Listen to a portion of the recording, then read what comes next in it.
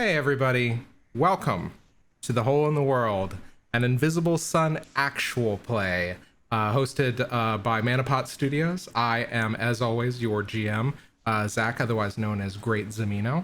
And as per usual, I am joined by my lovely cast members, starting with, on my left on screen, playing our one of our two resident apostates, Gavriel. Hey everyone, it's me, Marcy, aka Experimental Madness. You can find me most places around the internet under that username. And like Zach said, I'm playing Gavriel Glinsky, the iconoclastic ardent apostate who hosts a choir. And everyone get ready for a bad time. Is that a promise? Oh yeah. Yeah, not a threat, just a promise. Not a threat, just a promise. Below her, on my left as well, playing our resident weaver, Maurice.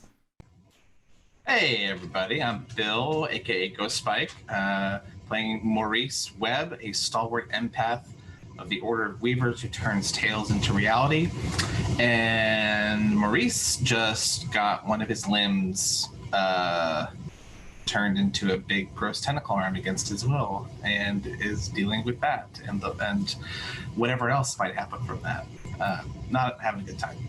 Don't worry, body horror builds character. Don't ask. I don't know where I picked that one up from. Anyway, on my right hand side on screen, playing our second resident apostate, Twigg. It's me, a Hopper. What's up, y'all? Also known as Failed Deadly on the interwebs, and that is with a 3 instead of an E. Fail Deadly. So it kind of looks like Fail Badly too. So yeah, anyways. I forget everything else I'm supposed to say. What's your character? What are you about? Who are you? I'm playing Twigg, the punk rock angsty NB apostate who doesn't remember a damn thing. Just showed up in the and that trend has continued. That's perfect. We lost all of your audio in between. The trends continued, but I think it's pretty self-explanatory. You know what? Fuck me, right? Yeah, everybody wants to murder me. It's a pressing, ongoing concern. I'm just kind of used to it at this point. You have done that to yourself. Guess I'll die. And then finally, playing our resident Vance, Kyrrie. Hi everyone, I'm Marissa, also known as Critical Kitten, and I play Kyrrie von Hollingsworth, who is the first assistant librarian of the Order of the Vance. She's an aromatic stoic who understands the words, guardian of Zaleska's grimoire, curator, maybe head librarian, I guess, of King Nine's library, and recently she made a particular pact with some shadowy mirror creatures, which doesn't look like it will pan out particularly well for her. So stay tuned for how all that will resolve. I just have to thank you guys for giving me so many dramatic toys to play with. But I think before we get started, I think a kind of larger recap is required. So a lot of what has transpired is a result of a very kind of crazy confrontation that you guys had with what is called a hate cyst. Now, in the world of the Invisible Sun, hate cysts were weapons used during the war, a conflict that is only known as the war and was removed from the memories of the people of Satyrine by the Deathless Triumvirate, ostensibly to prevent people from essentially engaging with open conflict within each other. It's largely believed that this conflict was civil war in nature, and so oftentimes we end up trying to kind of work our minds around the scope of a conflict that we cannot see. However, the hate cysts are very real, and they are what is left, kind of the leftover calling cards and evidence of that war. And as they kind of burrow into the landscape of the city Satyrine, they tend to create kind of this gloom and oppressive landscape known as the Ruined Expanse. and oftentimes some of these things can lay dormant, which is what the party discovered when a opera house that was believed to have a magical virus called architectural rot or house cancer turned out no, that's not what it had. It had a hate cyst living in the kind of center of the opera house, and essentially the hate cyst essentially showed a lot of our played on a lot of the fears of our Vizsla. If you go back to that episode, I ask that you guys always exercise your better judgment, just in case you have a repulsion to things like body horror and scenes of trauma and conflict. So bear that in mind.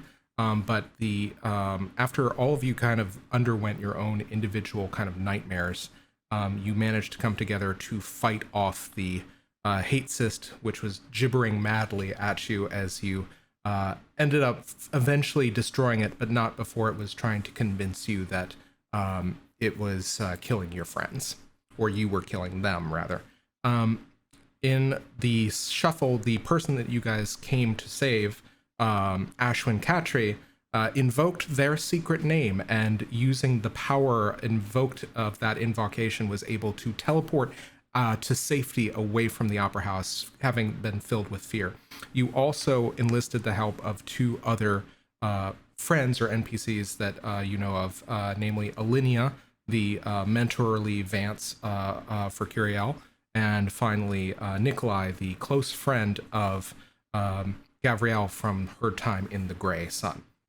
And ostensibly, we're opening with a little bit of conflict as Nikolai messed a little bit with Twigg's mind, and that caused problems. And it seems to be something that he's able to do naturally. So, we're going to go ahead and get started. And in order to do that, I'm going to open with a song.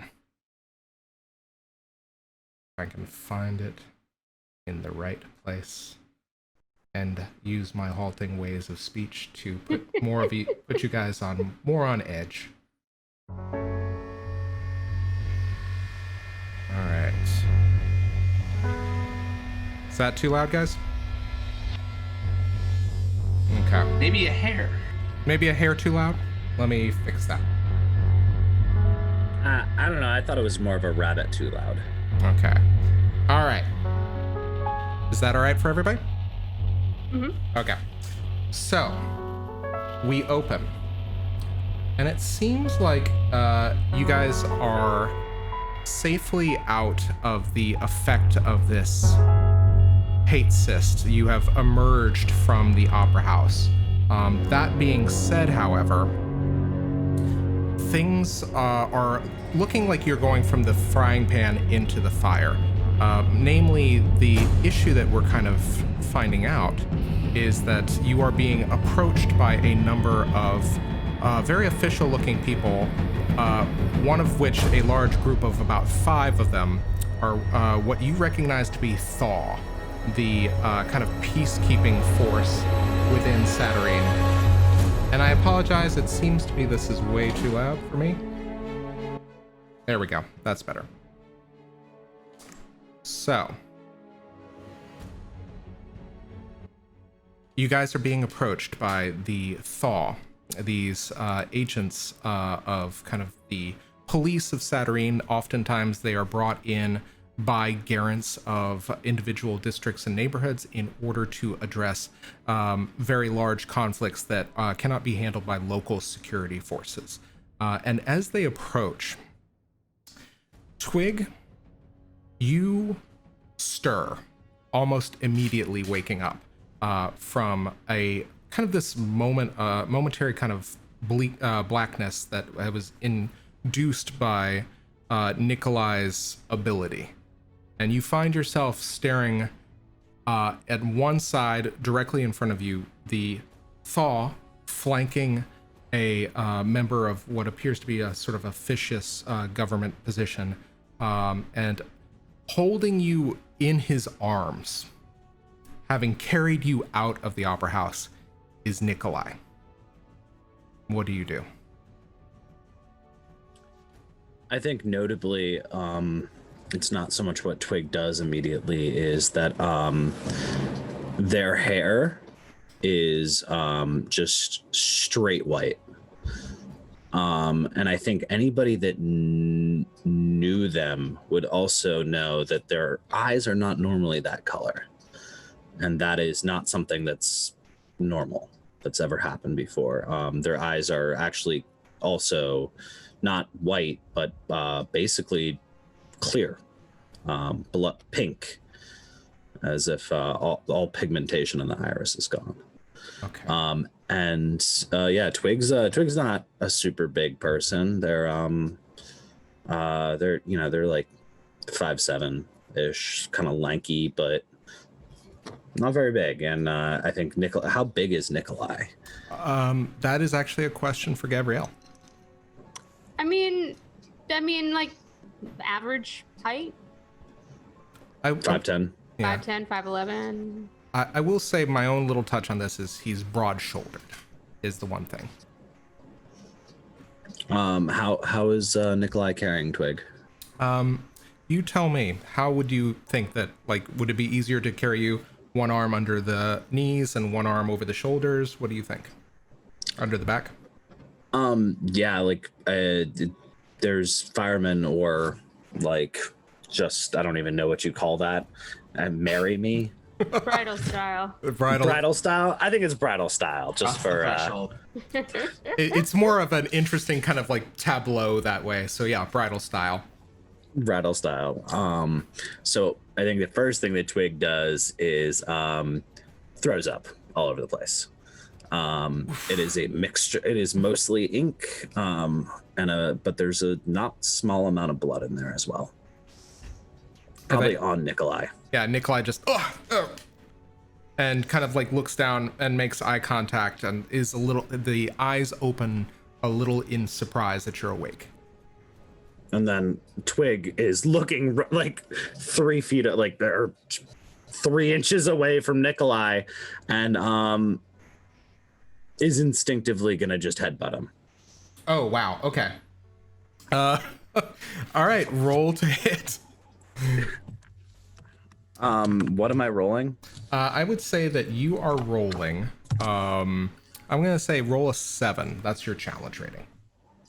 Okay. So is this I'd say this is.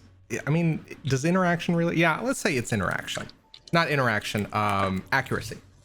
Can I say, the super? Is this accuracy? Okay, because if it was physicality, then it would be super funny to use the other bene that he gave me.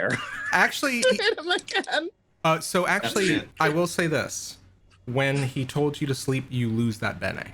Okay, I guess. All right, so it's accuracy. Mm-hmm. There's a good reason for that, but we'll go into that later.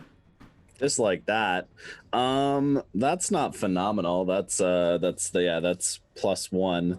I don't think I have a skill that applies to this, so that's a total of 5. Okay, I think what you do is you get to the point where you grab him by his lapels and move to bring your head forward, but instead, and you vomit up more ink.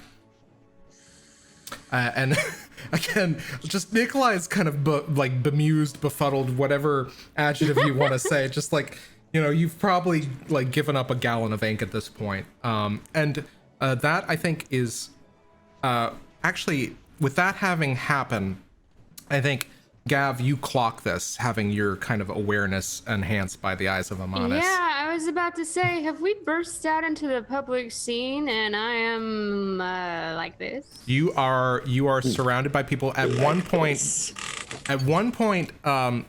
whoever this official character, this person is, there seemed to be a bunch of Parasad that were like a little threatened. Everybody kind of recoiled, and then somebody said, no, it's fine, it's just a spell, so nobody's acting aggressively towards you yet.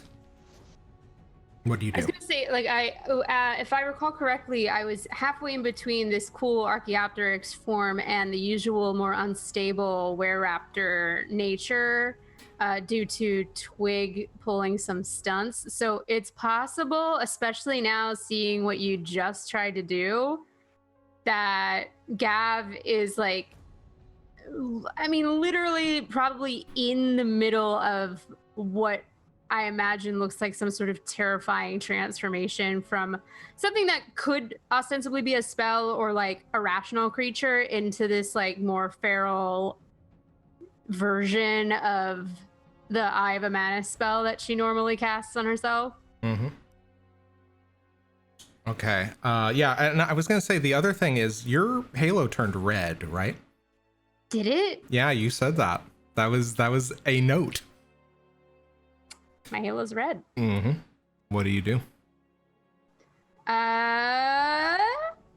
There's 100% chance that I kind of tear my way over towards Nikolai and Twigg and like with jaws that are forming, grab them by the scruff of their neck and literally like toss you to the ground like a dinosaur about to eat you. Okay. All right. Do you say anything, or is this all kind of just... I think we're in the process here of turning into something that's more bestial than human. Yeah. At which point, I think you hear first off Nikolai just say, "Gavriel, wait!" And Twig, what do you do as soon as that happens? Panic escape my bridal carry.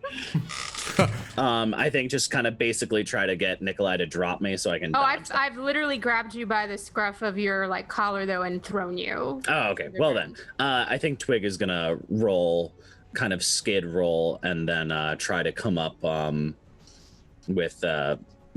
all like in a ready to go position. Probably whatever the 3-point pre-race position is. You know what I'm talking about? Oh yeah. Like just kind of like it's like superhero landing, but not quite as cool. I would like you to give me a movement roll just to make sure you keep your footing. It's going to be a level 5 challenge. While you do that, Kyrrie, you suddenly see this happen. This kind of Alinea is probably being carried by you on one shoulder, kind of like holding onto you for support. You kind of see this unfold. What do you do? What are you thinking? I think Kyrrie's probably first going to look to Maurice, because I mean, I'm carrying Alinea. You know, I don't know if Alinea is getting kind of her wits back about her yet or not. I'm loath to leave her, but I see this happen and I look at Maurice and kind of telegraph with my eyes, what do we do? Maurice, yeah. Maurice is going to attempt to do something he's done before, which is to soothe the beast of Gavriel. And he's going to try and weave together love and grace to change the emotional state of a creature. But he is going to have trouble weaving this because he has not practiced weaving with his new appendage. Yeah. So however you want to deal with that. Actually, as you raise your appendage to the new tentacle hand to do that, I'm actually going to make a GM shift, which is I'm going to invoke despair. Okay. And the thing is, you are going to reach out with your intention to do this. But before you do that, I need you to make a level 10 resistance roll. Or no, this isn't resistance. This is withstand. Withstand, okay. Yeah. And yeah, so normally I would use a Vex, but I think that this is a pretty high enough challenge. Go ahead. That's a 6. Okay. So you reach forward. Tell me, what was the desired effect of your magic? If you'll permit me to retcon a bit, instead of using grace, I would use love and speech. Yeah. And I would be basically kind of creating like like crocheting a container around Gav's halo that would, and then the voice would say, "Remember who you are." And what? Like Mufasa. Exactly. Remember who you are. Completely unintentional. So you do that and you reach out, except the voice doesn't say remember who you are. It is a amount of static like gray white noise tuned to a dead channel on a television set as you hear. And I think everybody, I think all three of the Vizsla, all of you, including Nikolai, have to cover your ears as you watch a trickle of blood come out of Maurice's nose. And Maurice, I need you to make one more. I think with the withstand failure, you are going to pitch forward into blackness. What does everybody do? How close is Twig to Maurice? You guys all came out flanking each other and or running around. I would say you're all very close at this point. Like the Thaw are probably about still 20 feet away, along with this fellow. You have about 20-foot clearance. Maurice is falling in front of you. I'd say immediately close to you. What do you do? Twig's gonna go for Maurice. Keep him from hitting the ground too hard. Okay. Go ahead and give me an accuracy roll. Yeah. Say something? I think given the state of Gav and what she's watched Twig do in this current animalistic state, I think she thinks you're now going to attack Maurice. Okay. And she's gonna raptor run in between the two of you. All right. With like an ear-splitting roar. So instead what's going to happen is I need you guys to have a roll-off. It's a roll-off. It's a roll-off, everybody. It's a roll-off. I think this is our first PvP roll-off on the whole stream. It's the final roll-off. This stream ain't big enough for the both of us. What's the stat? It's I was gonna say, you tell me what stat each of you want to use. You can use movement, you can use accuracy, physicality. What are you thinking? I'm gonna say movement, even though I have a vex to that. Just Okay. 'cause it I'm gonna feels say fair. movement. I have one bene left in it. But I'm gonna use sortilege. Okay. So I am not gonna invoke that vex. I'm gonna let you have this. So you guys, all right. yeah, you just roll. 2 dice versus the 1. You can spend bene as per normal.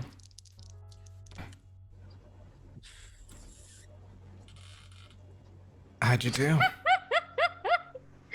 What's that? Real pay? good. Real good. Yeah. Yeah. I'd argue that this is a dodge, but Uh-huh. that would still put it at a 5 on the magic dice and a 4 on the regular dice. Okay. How'd you do, Gav? 5. All right, meets. I'm gonna say, yeah.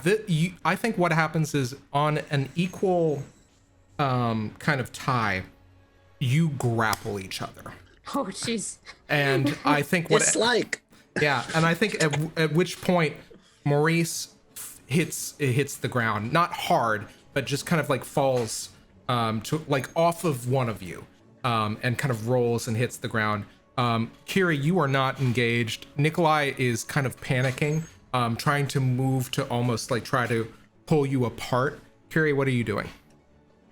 I think Kyrrie is seeing all this happen, but immediately the first thing she thinks about seeing Maurice go down and then also kind of holding Alinea is we need medical attention. And so she's going to look to the whole group of Parasad, who I'm assuming are kind of standing back with the Thaw, also just kind of watching.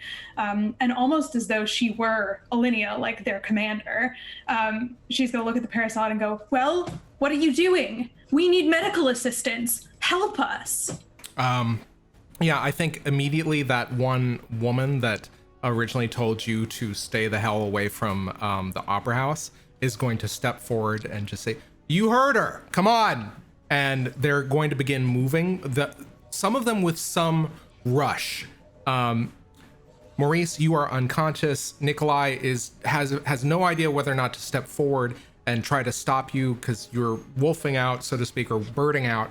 At this point, Twig and Gavriel, I would like you each to decide what your actions are going to be, and you're going to do them at the same time. And here's the thing is I would challenge you guys, obviously, metagame if you want, but I would challenge you to make those decisions irregardless of what Yeah, Have you met us? I know. Yeah, no. We don't make We don't make smart compromises. choices. We don't make smart choices. We make the we were accurate. talking about was to immediately calm down because there are federal agents knocking on the proverbial door, and I don't know if you've met the two apostates.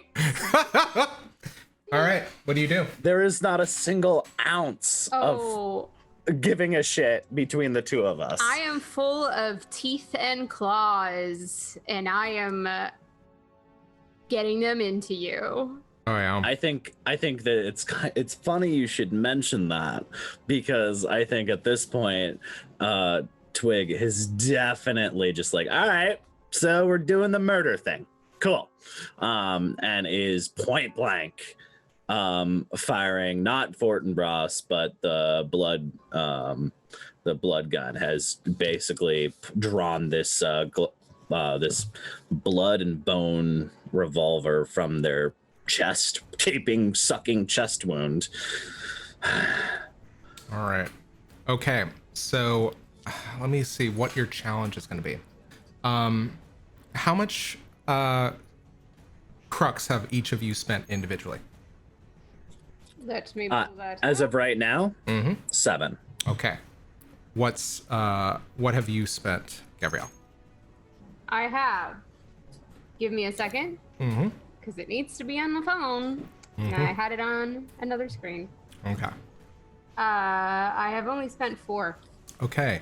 I think that we're gonna meet in the middle there, just because you are also enhanced by your spell. I'm gonna say the challenge for you to hit Gavriel is 5, but your challenge to hit Twigg is going to be 6. You're getting a bene essentially from the fact that you're grappled with them.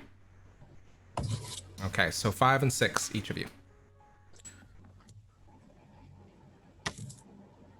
That's a 6 on the dice, Okay. plus 1. All right, and Gavriel? 9. Okay, so how much damage does your attack from Eye of Amanus do? It's the spell, so it's level 3, so just 3 points of damage. Yep. And technically what I have to do now are we're not really fully in combat encounter here, but because of the nature of the spell, if we would count that as a round, I would need to roll again just to make sure my spell doesn't deplete, Okay. which it does on a 0 to 2. All right, I'm gonna let you have. Obviously, I'm gonna let you have that. If we get to another round, we'll do that. So you take 3 points. Reduced by 1. Reduced by 1 for your armor. So you take 2. You can use physicality to negate it. How much damage does the blood gun do again? What level is it? So it's a level 4 spell. It's treated as a level 5 because of Green Thumb. Okay. Yeah. That's up. Yeah, that's up to you. Okay. I don't know how that works. Now we're playing for keeps here. 5 points. All right, so I'm gonna spend a physicality to negate damage. Okay. All right. So you take no harm. Gavriel, do you use physicality? Yeah, I still have some. Yeah. I think it's innate, especially in this form. Yeah. So you take 2. You still have left over 2 points. Yeah. I'll take that. I'll cop those 2 points of damage. Yeah. You barely feel the bullet enter into your center mass, rib section, something like that. Yeah. I think Twigg would not. Twigg would be going for lower. Yeah. Okay. So you feel it kind of cut through the top of your thigh and through the kind of like thick kind of raptor muscle. And I think that at that point, Kyrrie, I'm going to give you one reaction before something else happens. So what do you do? I think Kyrrie, having seen, that the Parasod are coming to assist with both Alinea and Maurice, she's going to run toward Twigg and Gav where they're having this encounter. And she's going to do the first thing. I mean, so I think as an action, she'll actually she'll say out loud, "Stop, what are you doing?" But I think specifically here, she's going to cast a spell. And she's going to cast Palin's Mouthpiece, which is an alpha spell where you speak through another creature within medium range or within limitless range if you have touched them at some point. And the creature that Kyrrie is going to speak through is going to be Literalum. Okay. All right. I would like you to make an interaction roll to see if Literalum can get both of their attention. I'm going to say that this challenge is their level 6. And I think that that's going to be appropriate. Yeah, go ahead and give me a roll. Perfect. And I am going to turn a card because you've cast a spell. The roll's a 9. Okay. So we've got the Watcher, which is the sovereign of mysteries, rats, mirrors, and stone. Parental. Yep, exactly. Parental figure, sight, alertness, observation, knowledge. The wisdom that comes from taking time to observe and contemplate before acting cannot be overstated. And I think it's manifested in this action. You do the smart thing and you get an external party, and you guys literally hear Kyrrie's voice coming out of Twigg's pocket. How do both of you react?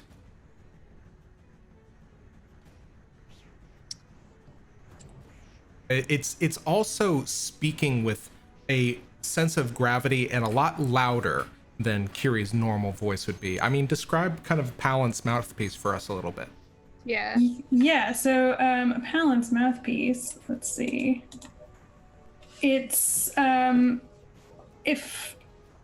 let's see. Yeah, the way that it normally works, right? The last time we saw this spell on stream was actually in the first episode, where that group of creatures was coming out at us, and in the dream, and the message was changed so that we would actually be able to get out of the dream.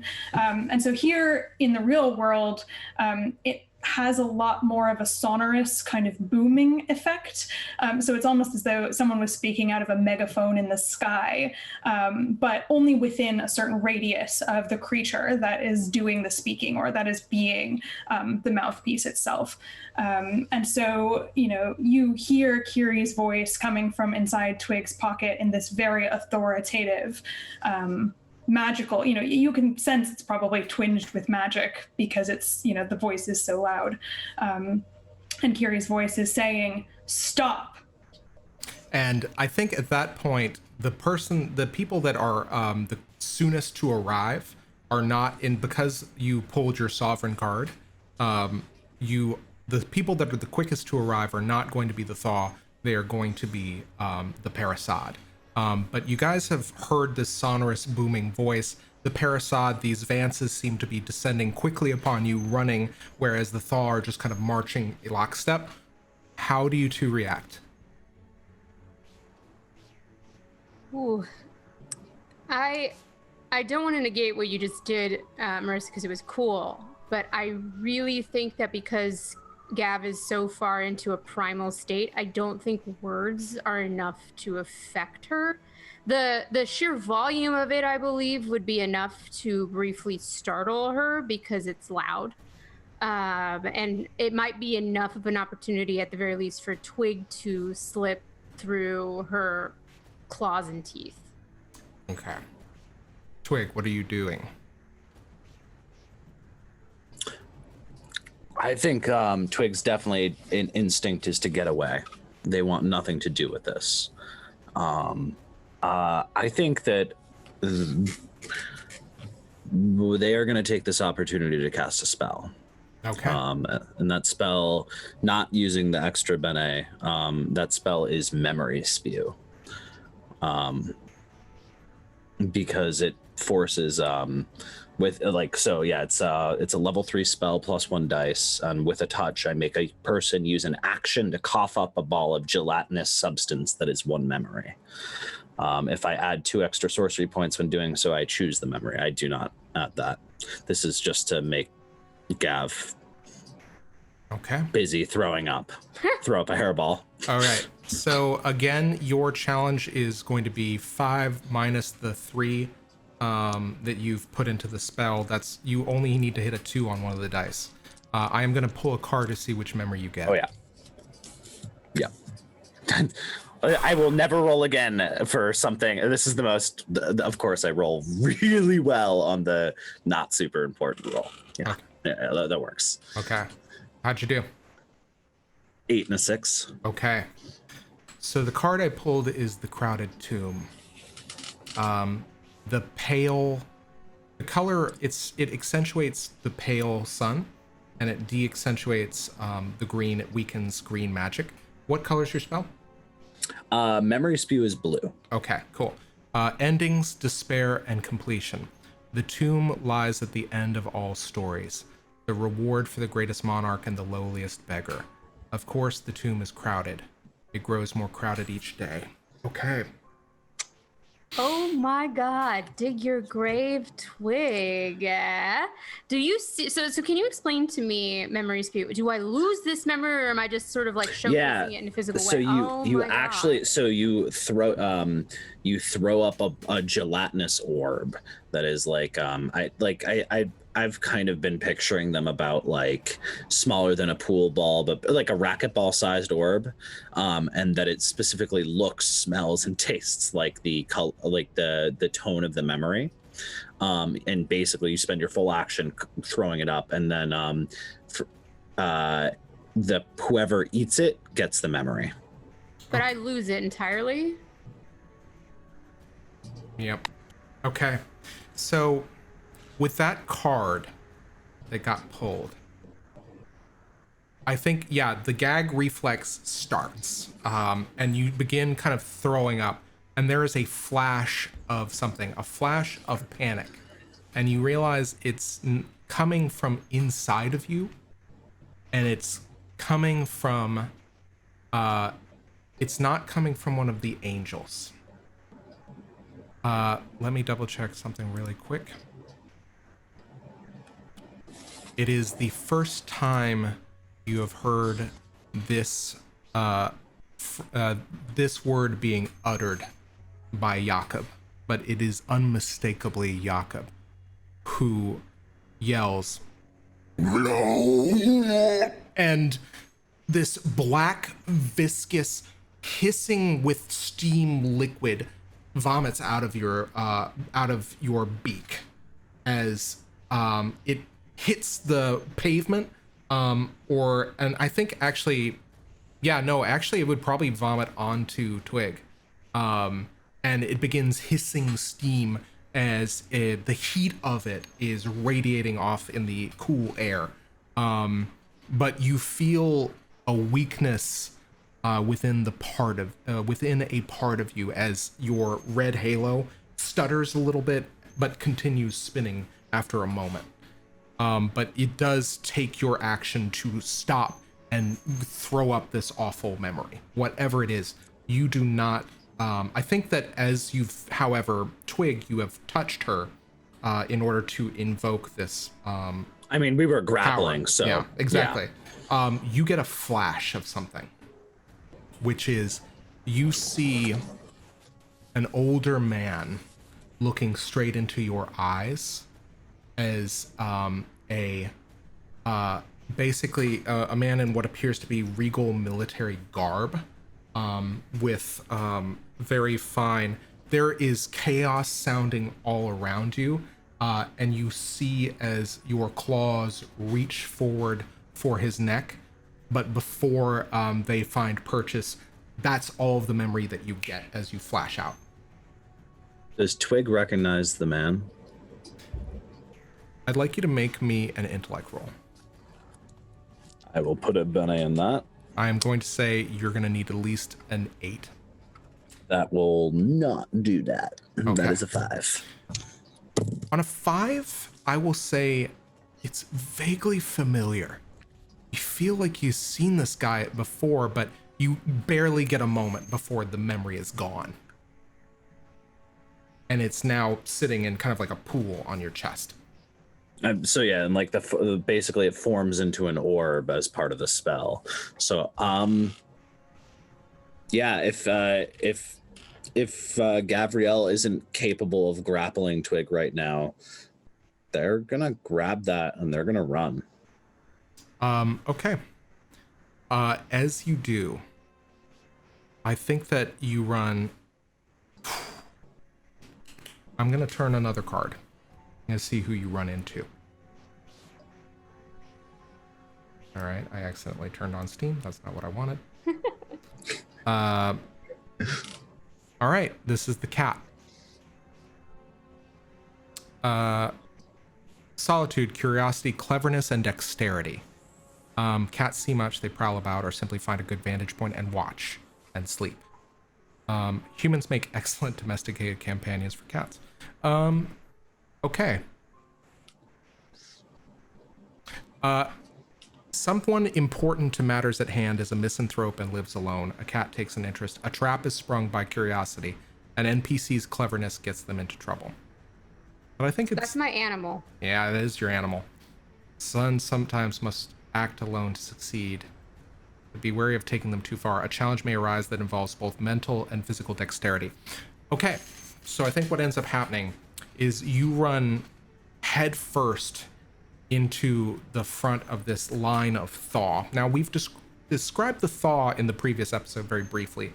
They appear to have these long golden hands that kind of, the gold kind of shimmers kind of up before turning into a red kind of uniform.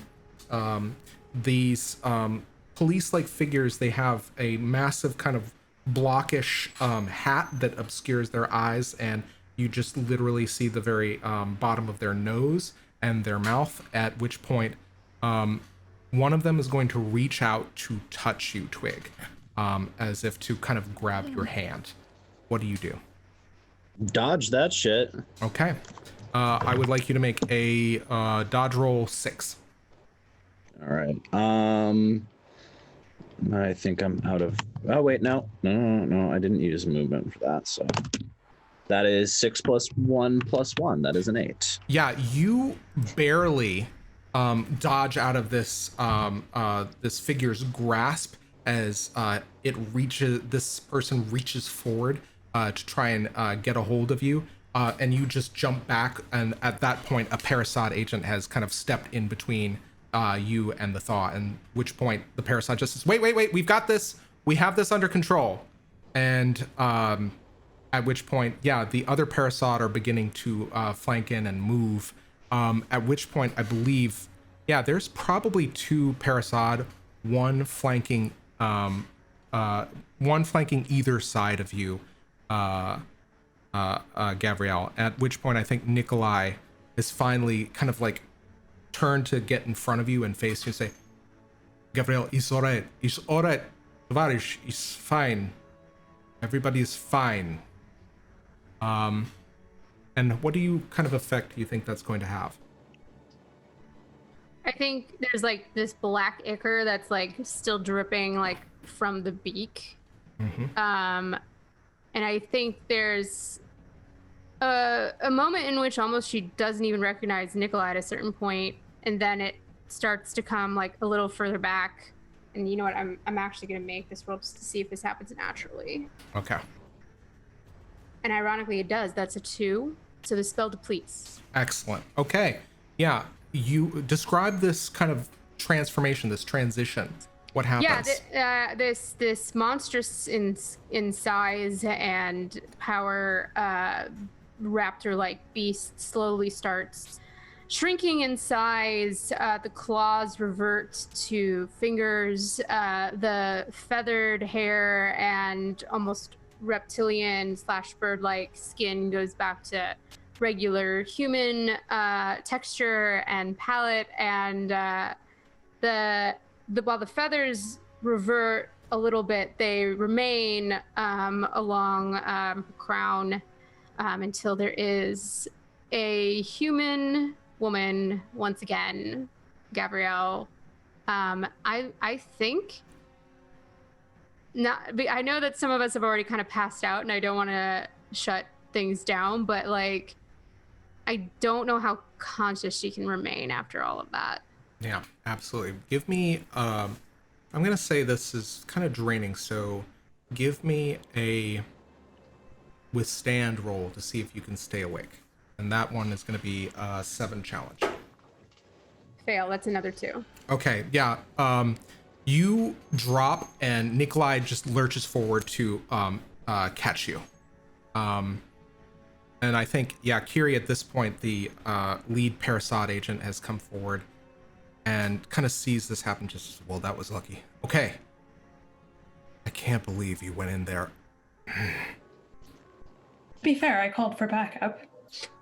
And yeah, she looks, and there you notice that there are Parasod agents that are now kind of like attending to Alinea, who is on your arm. And you notice that Alinea does also have a pretty profuse, almost like arterial bleed coming out of her nose. At which point, one of the other Parasod agents, she says to her commanding officer, I think she's going to need to get into an infirmary as soon as possible. And another couple of Parasod agents have kind of are now hovering over Maurice, at which point they say, this one too, it looks to be something nasty. Control. And, you know, everybody kind of, and I think what happens is the scene kind of darkens as we fade out of this massive conflict.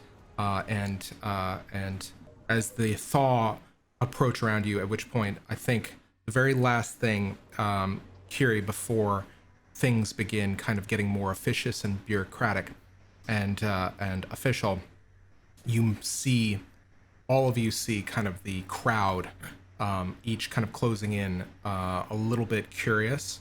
And then finally, I think you see that one officious figure comes up to the Cantrall that is leading the Parasod in disaster recovery and is whispering something to that commanding Parasod.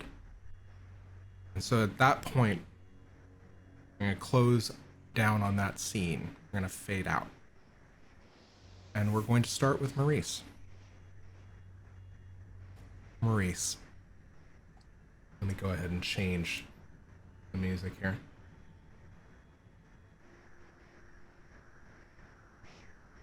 Maurice, the sleep in which you are gripped is deep and full of terrors. You see in your slumber demonic faces leering at you, tentacular visions of susurrus sounds overlaid over imagery of slipping and sliding tentacles in your vision. You hear again that glibbering, gibbering, mad laughter. And it echoes in your mind sickeningly. There's something else.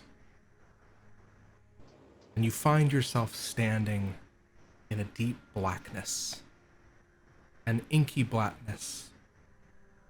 You find yourself standing in front of a familiar sight. Was there ever a part of your house that made you, while ensconced in it, feel safe or comfortable?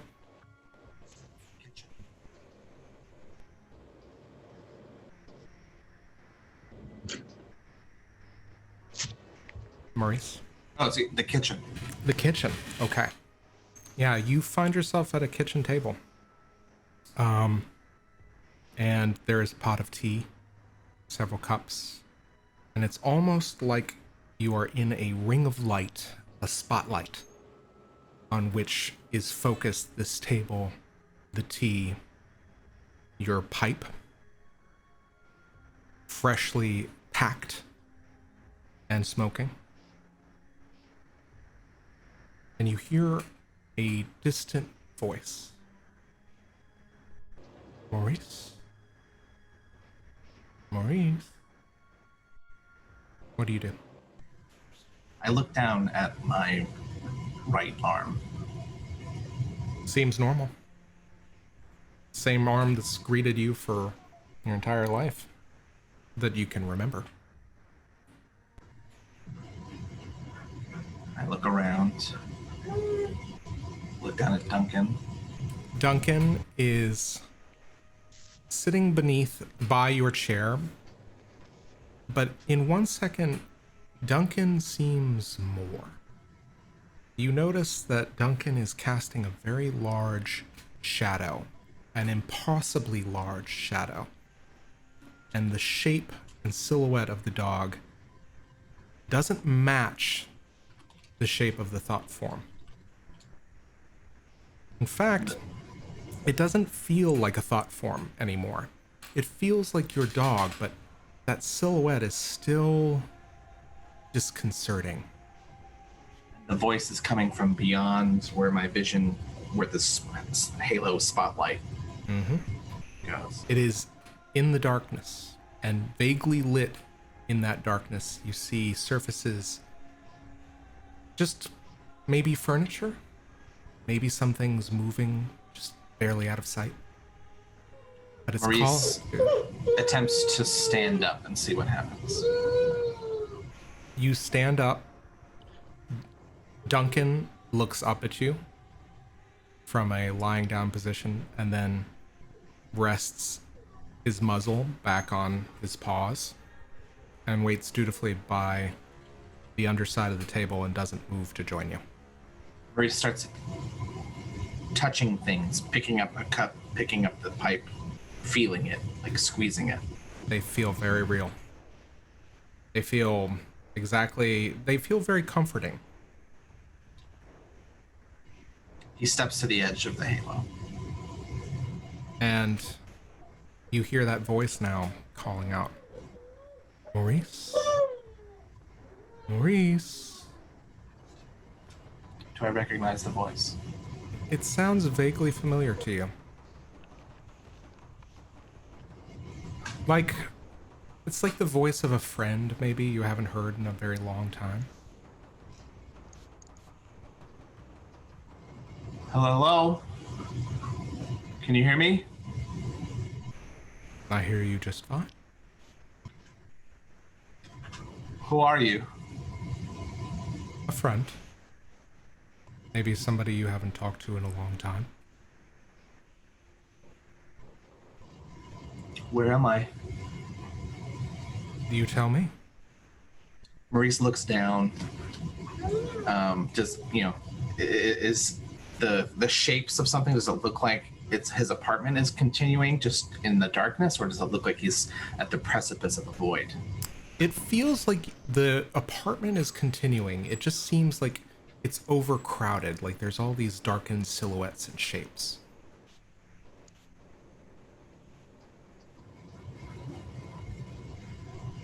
So,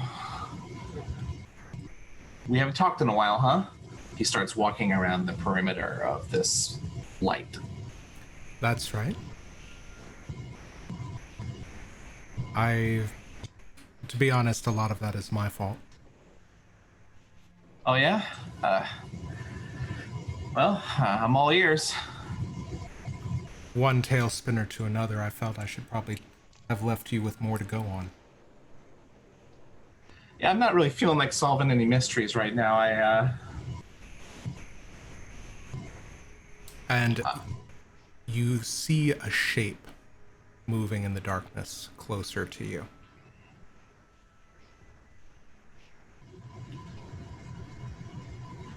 What do you do? Maurice backs up against the sink. He takes a couple steps back. The more you could just... I think I need to wake up. Starts pinching himself, and begins drawing on the magic of the weave to see if he can feel it in this place. You do. You feel the weave, but there's more to it. As you pinch yourself, you feel the hairs on the back of your arms coarsen and thicken.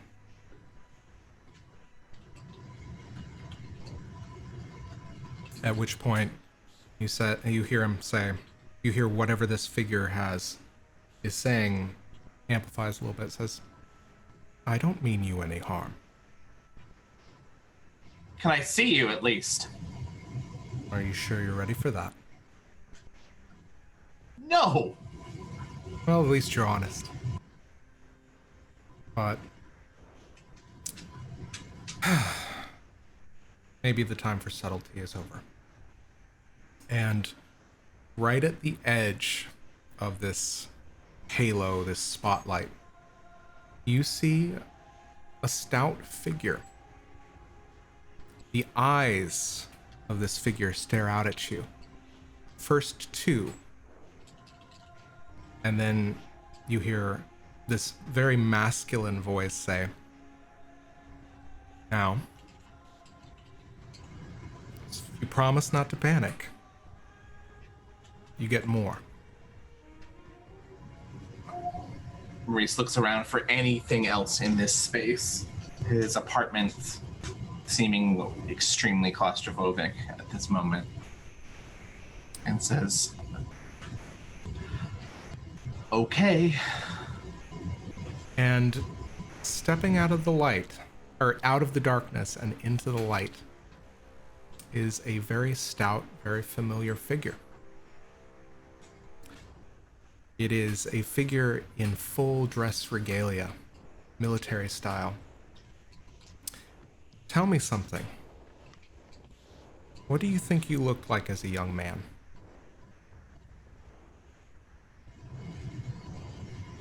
I remember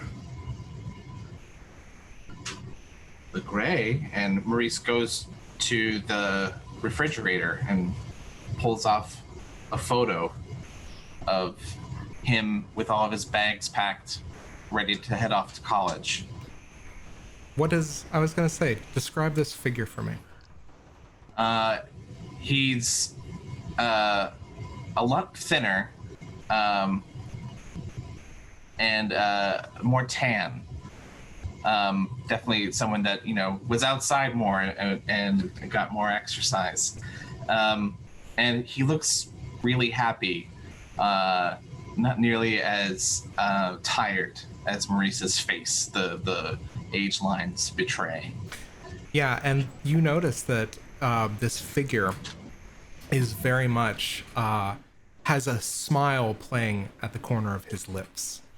And the one thing you notice, there's not as many wrinkles here, but you notice that there are what appear to be 3 lines equidistant to each other, directly above each eye. So 6 lines all together.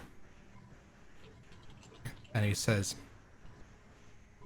"Don't look at that. That's a lie. You know it's a lie. We're better than that. We're better than that." What's your name?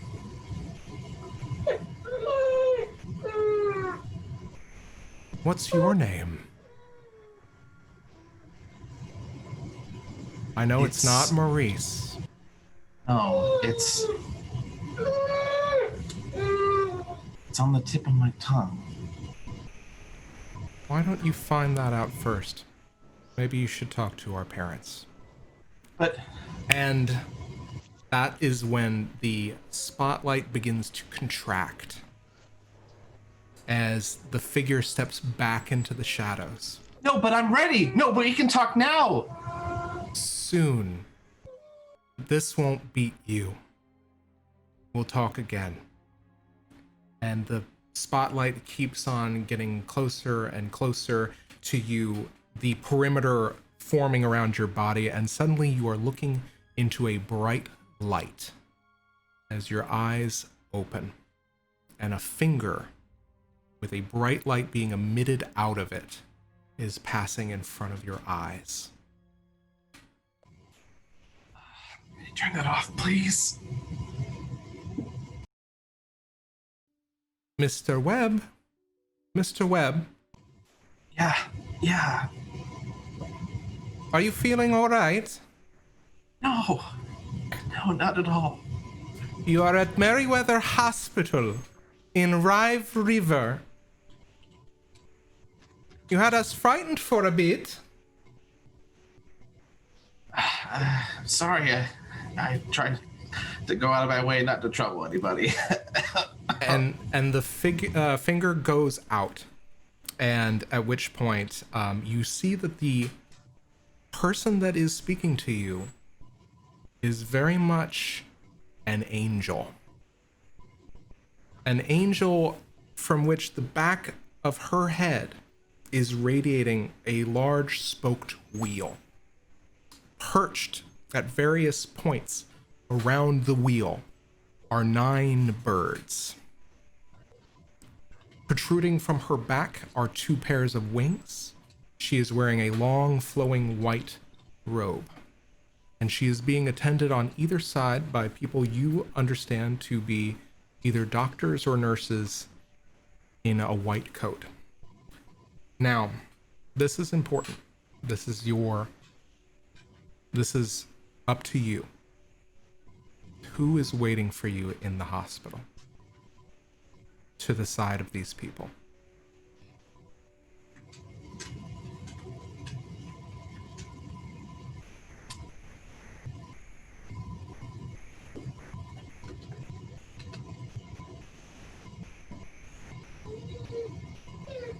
It's Kenroy.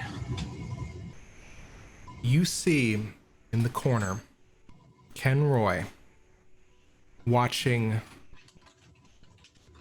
his thick mustache out of worry curling into a straight point and uncurling and curling back into a round spiral on either side, alternating as his kind of quirk is just kind of unfolding as he's watching with patience as the angel is administering to you. And describe for the audience, what does Kenroy look like? Kenroy, it's a rather dashing figure, like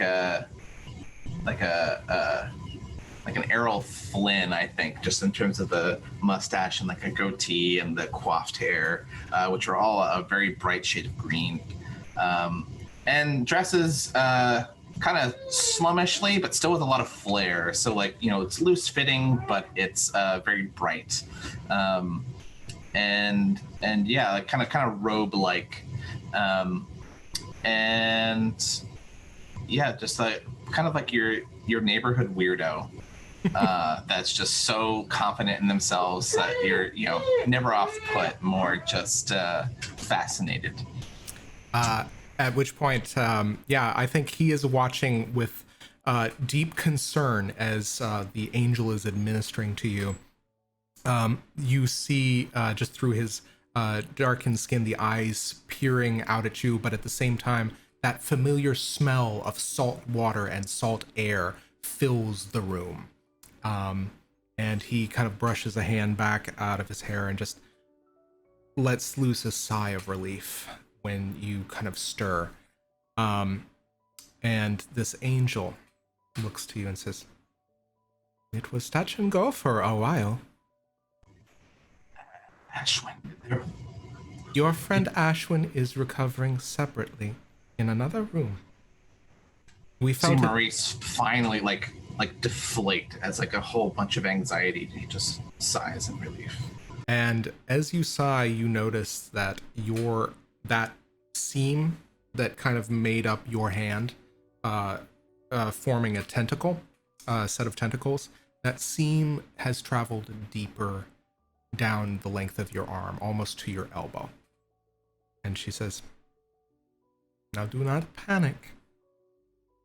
We stopped the worst of things. You were turning into a cyst spawn." Maurice finally looks down and sees it's worse than it was before, and says, "So you can take it out, right? You can get rid of it." That is not within our power to address. Much of this is exacerbated. I mean, I can go to a changery, right? I mean, I can come up with the money and I can do it. I can change it. Yes, you can. That is certainly something you can do. But in the meantime, I would recommend that you do not incur any additional stress. And Maurice just puts his head in his good hand. And you feel one of the birds alight on your shoulder as a kind of a feeling of warmth and comfort radiates out from the shoulder and kind of centers in your chest. He looks back up at the angel. I know this is hard to accept, but the worst is over. Now is the time to heal and the time to recover. Maurice looks like deep into this angel's eyes. They are bright white with beautiful glowing silver light. It's not hard to look at. It's striking to you. You feel like this person could tell you anything and it would be a comfort. He whispers, "Thank you." It is my pleasure. They usually only bring me here for the worst cases. You are lucky I arrived. Oh, I'm glad I gave you something to do. You are also lucky that you may stay here as long as you need to. The city is paying for your bed. City. The city is paying for it? You have done Satyrine an enormous service. You have helped destroy a hate cyst. There were, others? Are they here? Are they okay? They are in the Marquis Quarter, speaking to an investigator of the Pristine Guard, and no doubt being rewarded for their part in this reclamation of the ruined expanse. Maurice, finally kind of grasping the new state of things, looks to Kenroy in the corner and says, "Old friend, I don't think I can be where I need to be right now. I have a lot to talk to you about, but if I could impose upon you." For you, Maurice, I have all the time in the world. And Maurice weakly reaches over to the bedside with all his things and digs out the invitation. I got your note. That can wait. This is not about me. This is about you. You did a very brave thing. And you finally start hearing the whining coming from below the bed.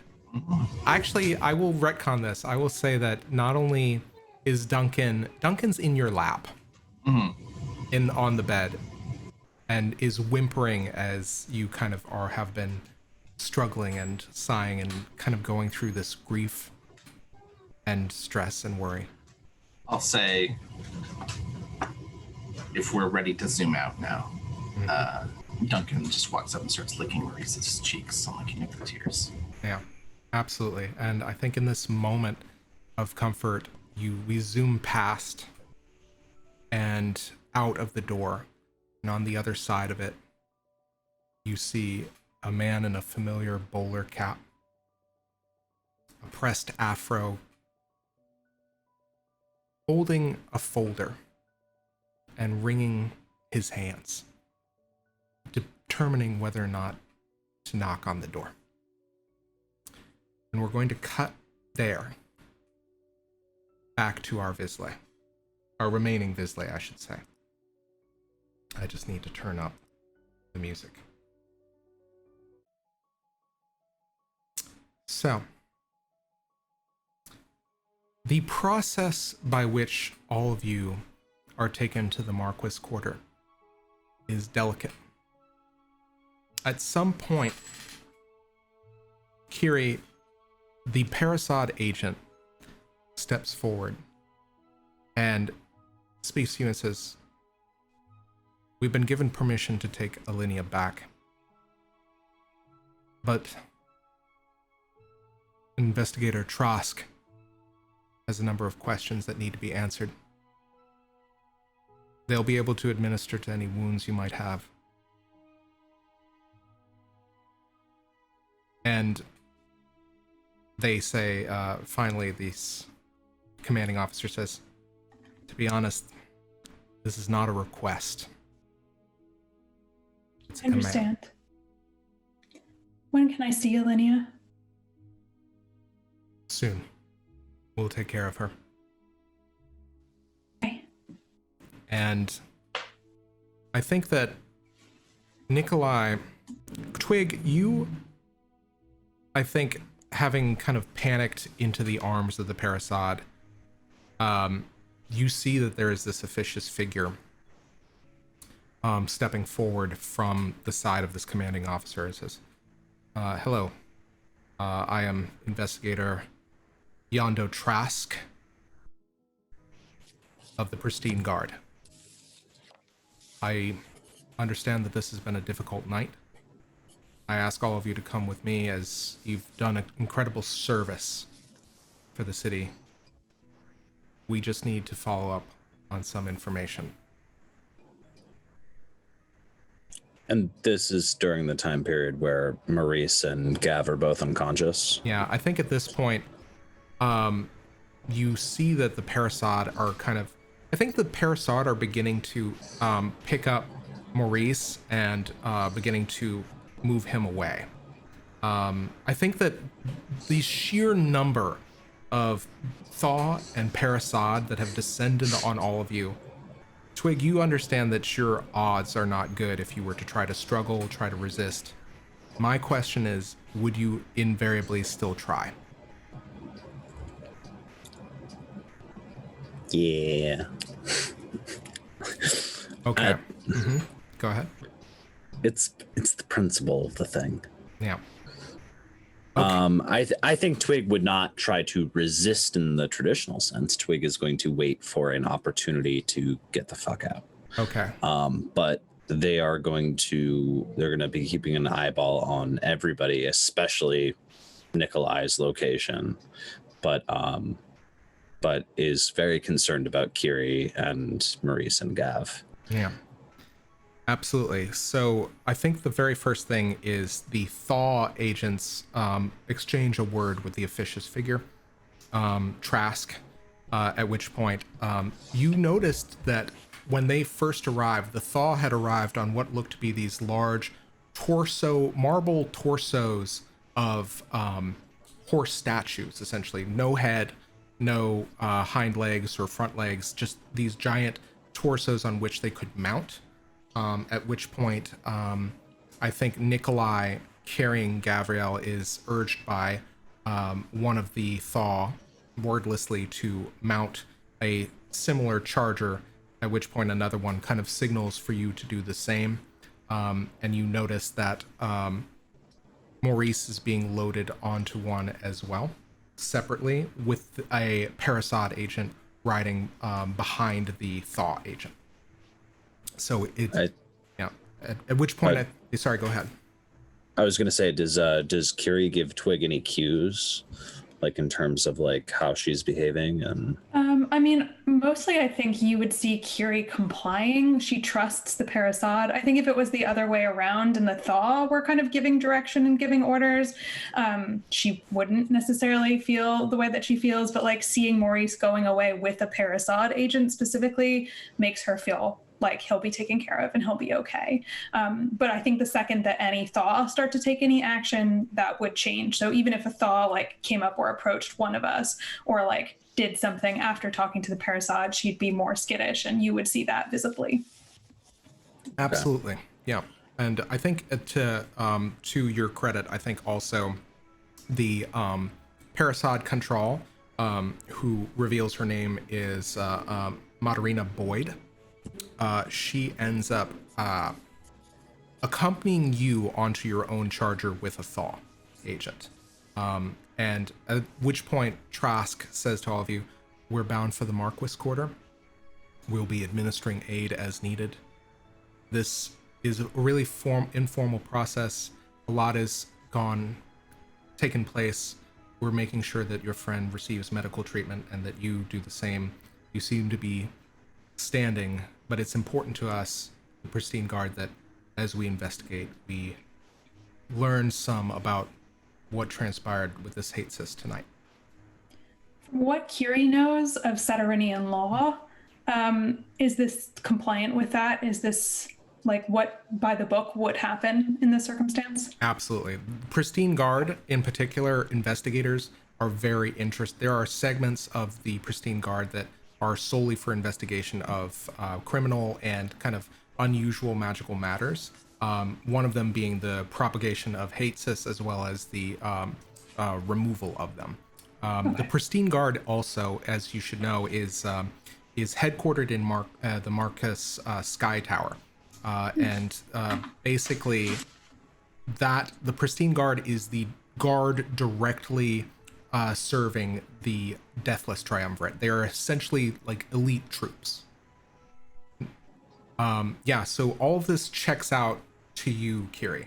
My question is, Twigg, how are you reacting to all this? Twigg's gonna get on one of the weird marble horse speeder bike things, and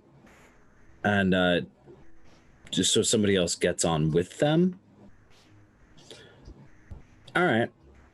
Yeah, absolutely. Another Parasite agent will join on top, essentially kind of giving the debrief, being asked to provide a debrief as well. So is each of us joined by a Parasad and one of the police people? The Thaw agent. Yeah. The Thaw, yeah. So yeah, all of you astride these large disembodied, these torso chargers, make your way. And the interesting thing about this is basically as you get astride this charger, these marble statues, they lift up into the air and they begin a slow ascent into the skyline of Saturnine. Shit. But for whatever reason, you feel as you've gotten on the chargers that you feel much more secure, almost as though you are magically secured on the back of this charger. It seems to exert an almost gravitational pull on you. So you are ascending, and as you ascend, you see the corkscrew of the Saturnine rail moving along the central spine of the city. You make out a number of very fine districts. You also see, from a bird's eye view, the ruined expanse as it has chokes so much of the city in between these districts. And you ascend through indigo clouds, and off in the horizon, you see it moving closer and closer to you. A massive tower that dangles above the city like a knife in the sky, 1,000 feet above ground, and you are heading straight for it. As you grow closer, there are a number of what appear to be fine, large balconies in the finest ostentatious architectural carving. What you recognize is a docking point all around this knife-like tower, wherein these chargers may dismount and disgorge the passengers. It is probably the first time a lot of you have spent any time in the Marquis Quarter. You hear lightly lilting music lofting throughout the air. You see kind of an air of magic ostentation. This is the richest part of the city. It is also the center of governance for Saturnine, and you know that this sky tower, I think all of you, with the exception of Twigg, would know that the sky tower is the center from which the Deathless Triumvirate govern the city. Sorry, I need to fix this. Yeah. Invisible sun leaking in reality, everybody. Yep. I'm afraid. I am actually a curtain in real life. Sorry, guys. So basically, this is where you are disgorged from the charger, at which point Trask says, so I'd like all of you to come with me after you have recovered. we'll do our best to make all of you comfortable in the meantime. Please feel free to stay in our suites here as long as you need to. You have done an incredible service to the city, so we will be making these fine appointments ready for you. And yeah, you are escorted by Thaw and Parasad, at which point the Thaw trade off with a new group of what appear to be very officious looking soldiers. They are similarly garbed in that they have long golden hands coming up to the forearm, but it seems to be a matter of ostentation, almost like there are these kind of Rococo decorations spiraling around their forearms. And there is, each of them seems to be wearing a mirrored helm, as in it seems to be a large faceplate that is mirrored. You cannot see into it, but they are all otherwise dressed in fine knightly array.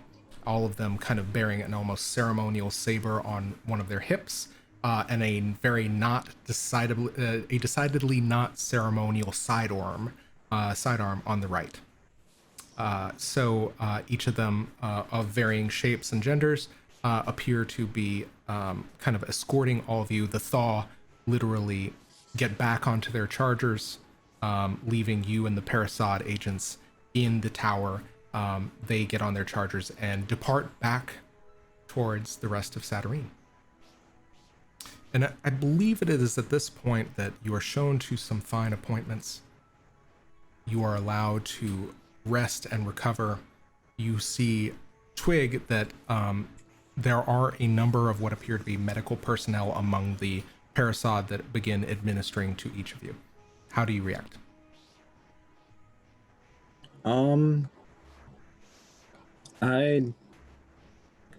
I think Twigg is going to kind of dodge any sort of real interaction.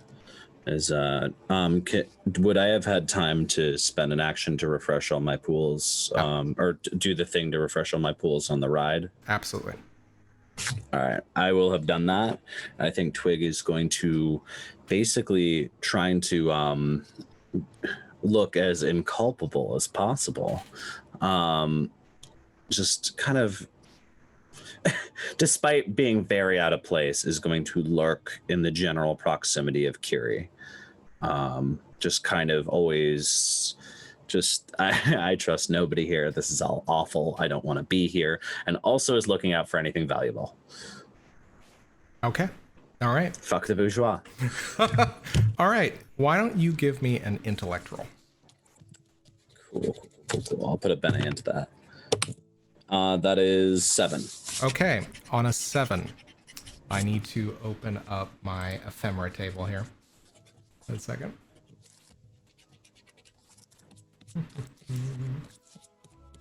And here we go.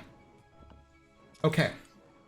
So you are kind of searching the facilities, and you notice that you are kind of looking around, and there seems to be a very nice bauble perched on a one of these kind of tables not very far from you. It is... Let me double check one last thing. I wasn't happy with this one. That's ominous. You know what? You're in the Marquis Quarter, or the Marquis Quarter. Screw it, you're getting the high level one.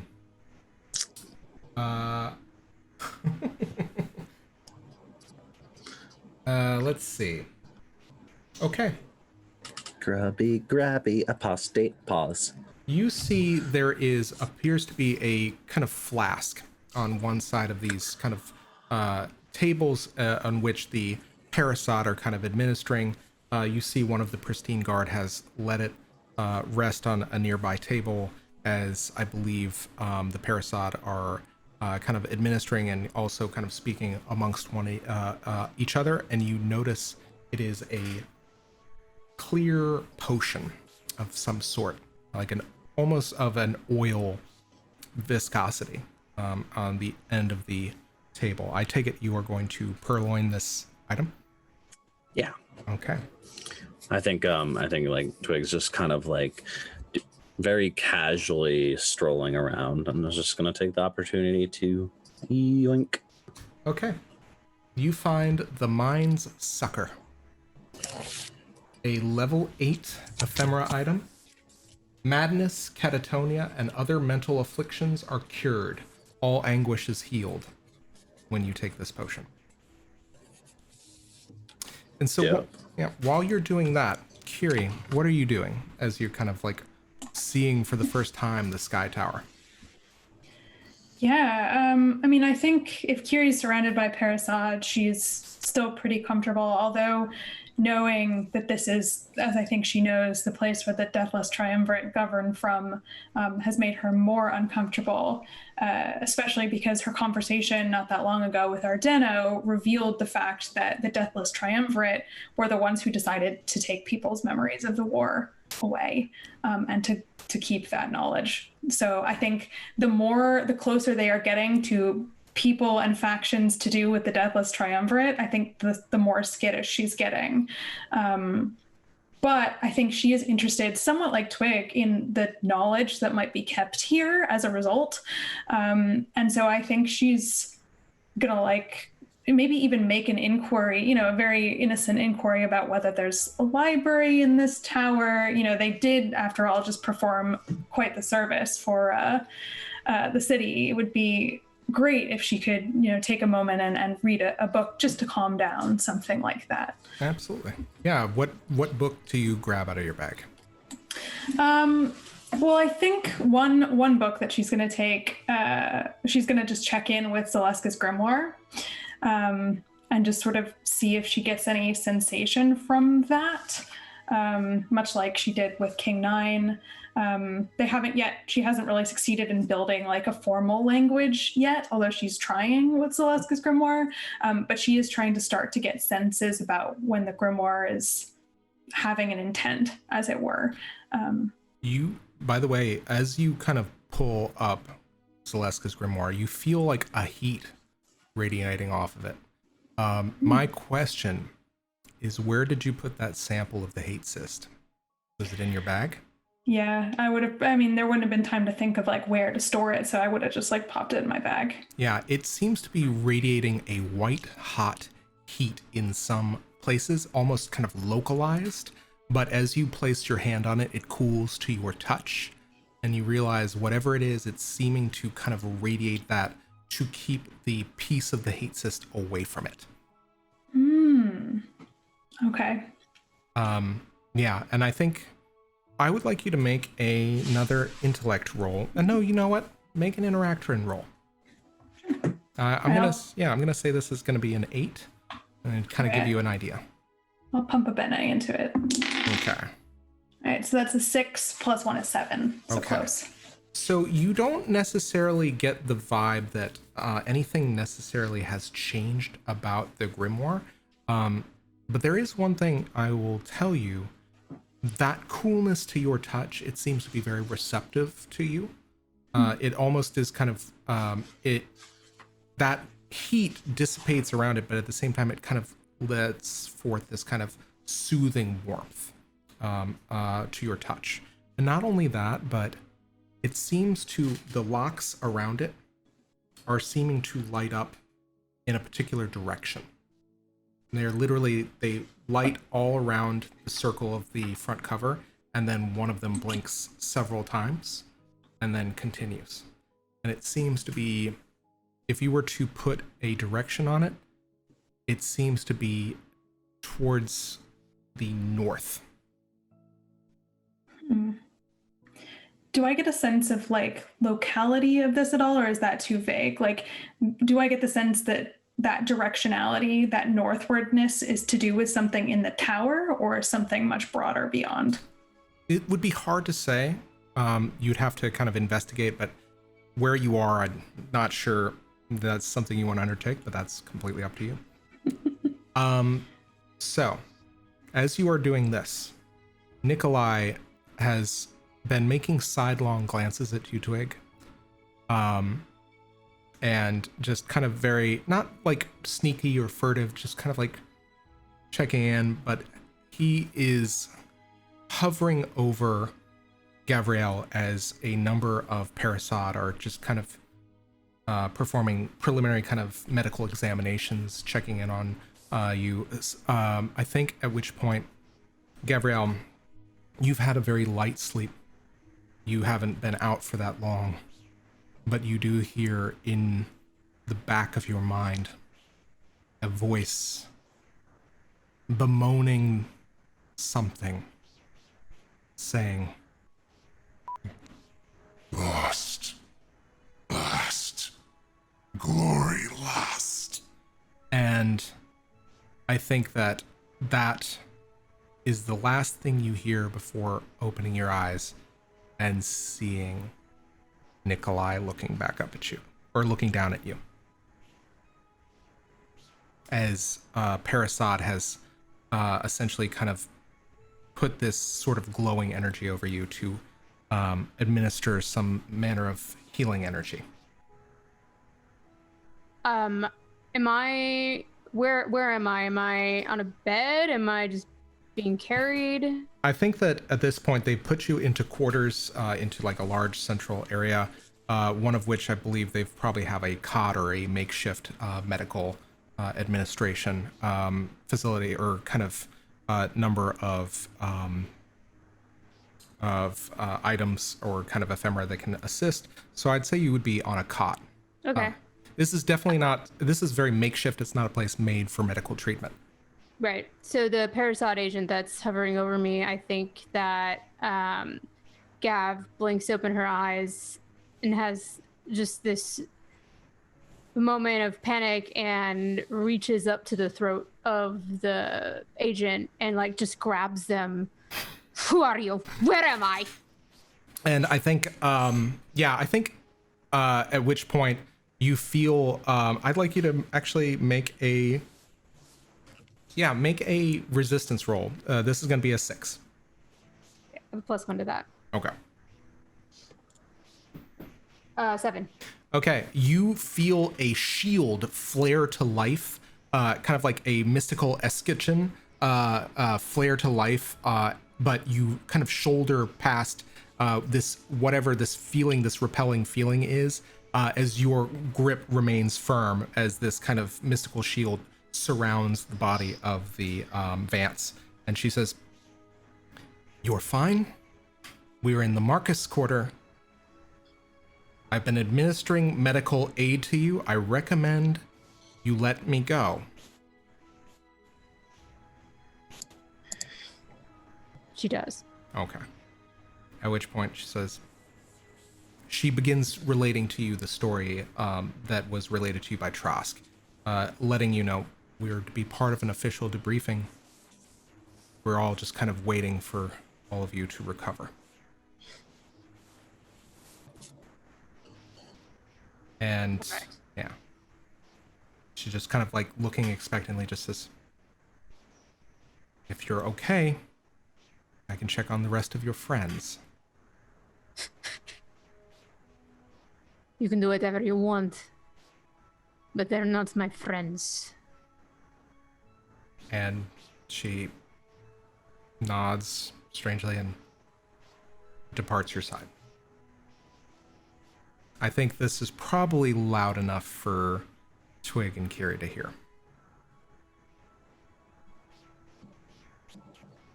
I think probably Kyrrie can hear this, but I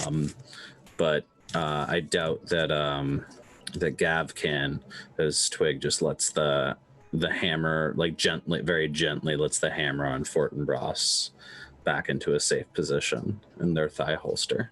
I don't think Gav realized that we were all together if she wasn't paying attention to that. Yeah. If she turns over, Twigg, are you literally right there? Oh my god. I think yeah, your characters just can't stop doing this, huh? Wait, let me. Oh, you know what? Okay, that doesn't make any sense. I'm gonna retcon this. I apologize. Look, we're all in the same space, right? You're all in the same space, but I think that they would know enough to keep you in separate rooms. I mean, Twigg cannot be contained. Yeah, I'd say, you know what? I will say this. As you are wandering around, you hear Gavriel's voice coming from one room. I imagine, Kyrrie, you would be attending to Gavriel, though. Yeah, Okay. I'd say so. Yeah. I think that if there's anything, actually, out of all of these scenarios, I think the most likely scenario is that, but Twigg is lurking nearby because they're they want to keep Kyrrie safe, and does not trust Nikolai, and does not trust any of these bastards. Okay. So are you? So You're Twigg stepping. Twigg is lurking. Yeah, I think Nikolai just kind of is looking very grimly at you, and he's moving very gently to try. Well, I think he probably, as you wake up, he's holding your hand. And Kyrrie, you are off to one side, and I believe you're the one who hears the friends. What are friends? Just a miserable pile of secrets. Yeah. I mean, I think that's gonna sting Kyrrie a little. I mean, like, she came back for these people, you know. I think at some level she is, you know, considering them friends. And so I think it goes into that like place in her heart where when Gav and Maurice walked out the door of King Nine's library, like those feelings, it kind of reactivates a little. But, you know, she feels this is not the time or place to address that. So she's just gonna let it slide. Okay. Yeah, and I think, at this point, you know, was it Twigg? What do you choose to do? Oh, Twigg is gonna stay out of sight, or stay out of. Continue to lurk. Is the answer to that question. Twigg is gonna keep lurking. I think everything here is a threat, and they hate it, and they don't want to be here, and they're pissed off that there were flying horses, and there was nowhere safe to jump and land, and this is all bullshit. But they're pretty sure Gav still wants to murder them, and they don't know where Maurice is. So Kyrrie is the person that they need to protect. So, and at which point you begin hearing a set of very sharp, the sound of heels hitting marbled floors as a figure seems to approach from a wing further down the hallway. And it's at that point that we are going to take a 5 or 10 minute rest. Everybody, let's go ahead and break for about 10 minutes. We're going to come back at 6:25. We're going to finish up probably around 7:30 tonight. And we can't wait for you guys to see how the rest of this unfolds. See you in a bit. Hey guys, welcome back to the second part of our stream of The Hole in the World, an actual play of the Invisible Sun RPG by Monty Cook Games. I am, as always, your GM, Zach, otherwise known as Great Zamino. I am once again joined by my lovely cast, starting with on my left, playing Gavriel.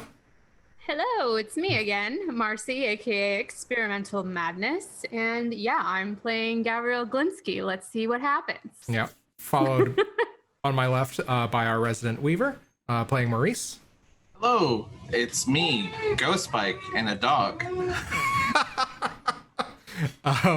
Finally, we have to my right, on not my final, but my second to final, our other resident apostate playing Twigg.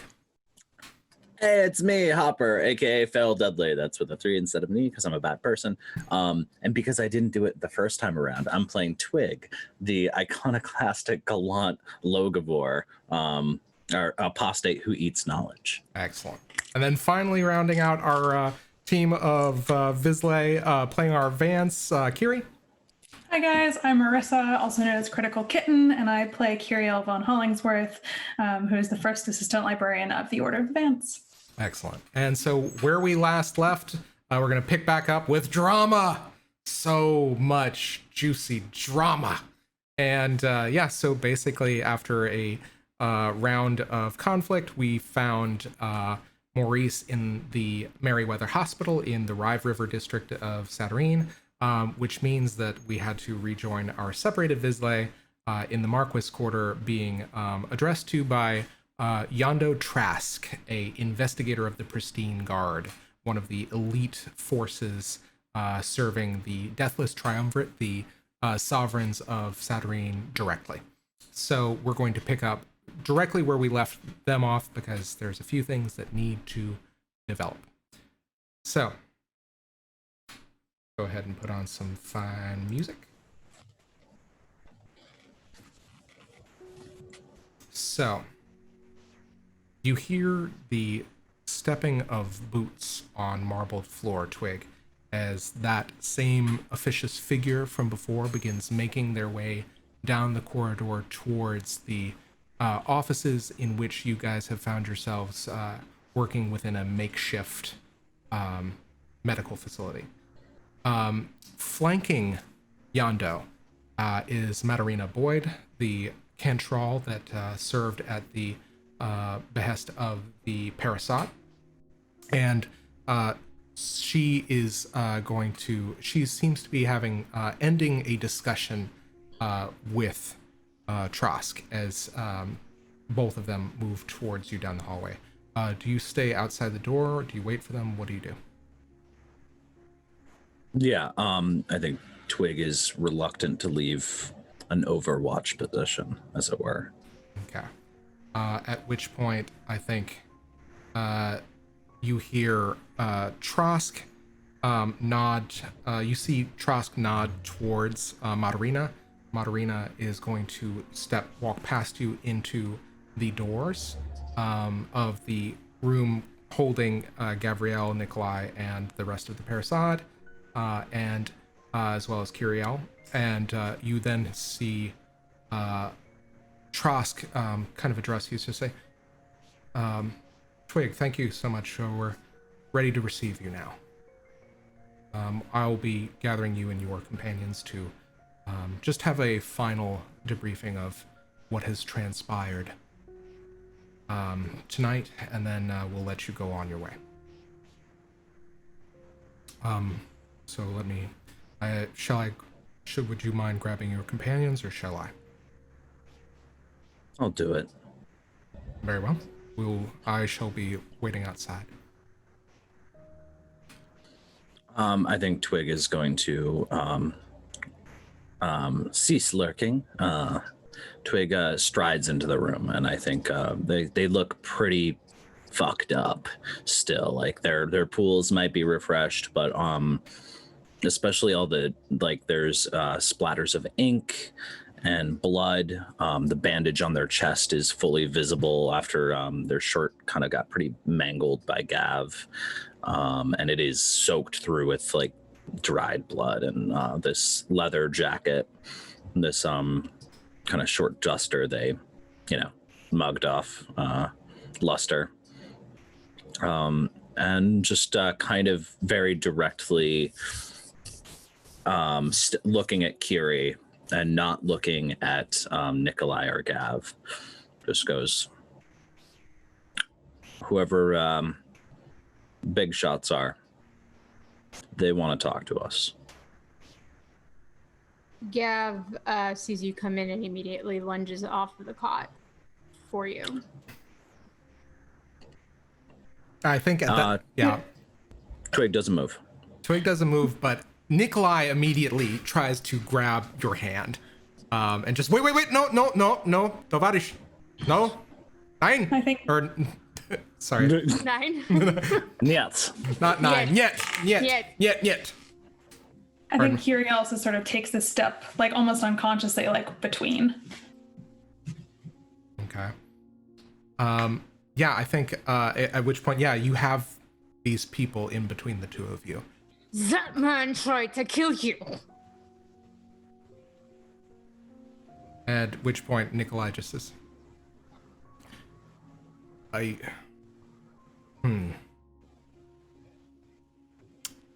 Gavriel, what do you most want to hear?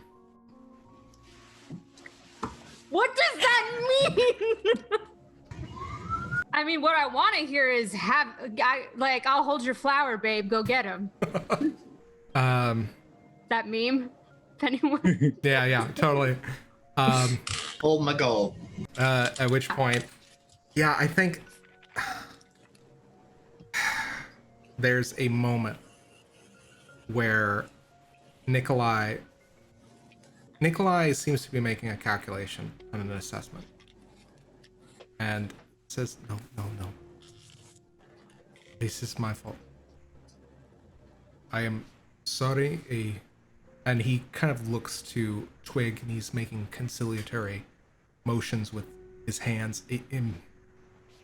It's a thing I do. I'm sorry, I thought I was helping.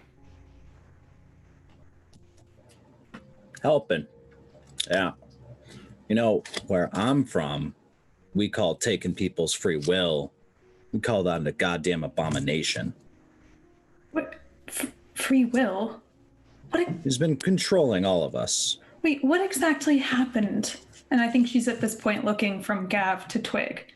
I think has a look on her face, just like, what kind of lies are you spewing? What is your game? do I look like I have a game? I don't fucking know anymore. You had all of us thinking that we had to protect you, and then you turn around in one of the toughest fights that we have ever faced, and I find you attacking one of my friends, our allies. Maybe you were really working with this Jaren all along. How do we know that? I can guarantee I wasn't working with him. Maybe you But just wanted to I use can us to take out a rival. I'm not the one that sought you out. I came here and everybody tried to fucking kill me, Gav. That's not my fault. I didn't do that. But more importantly, in the middle of a fight for our lives, your friend, your buddy, decided to tamper with my mind. What do you mean? Ask him. Tried to control me. Tried to take away my will. Nikolai, what are they talking about?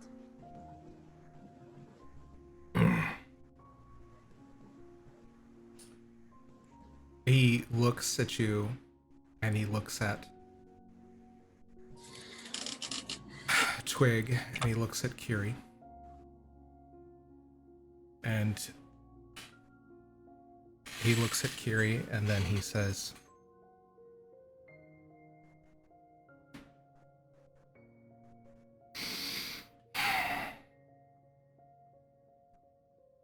"You look so tired. Miss Van Hollingsworth, don't you feel like you need to rest?" And Kyrrie, I need Twig you... is... Is this a magical effect? It is... it's a magical effect. It is a natural thing. That It is, but... can I... Yeah, he's going to put a hand up and just say, "Miss Van Hollingsworth, don't you feel tired?" And I need you to make a resistance roll. Sure. Question: is it a spell technically? It is a spell-like effect. Let's put it that way. Okay. Do I get countered? It's a level 6 effect. How'd you do? That's a six on the die. You feel something trying to weigh down your physical, you feel a sense of exhaustion almost overwhelm you, and then you've managed to shrug it off, but you feel an effect. What do you do? Have I read about this sort of ability? Give me an intellect roll. You can also use hidden knowledge.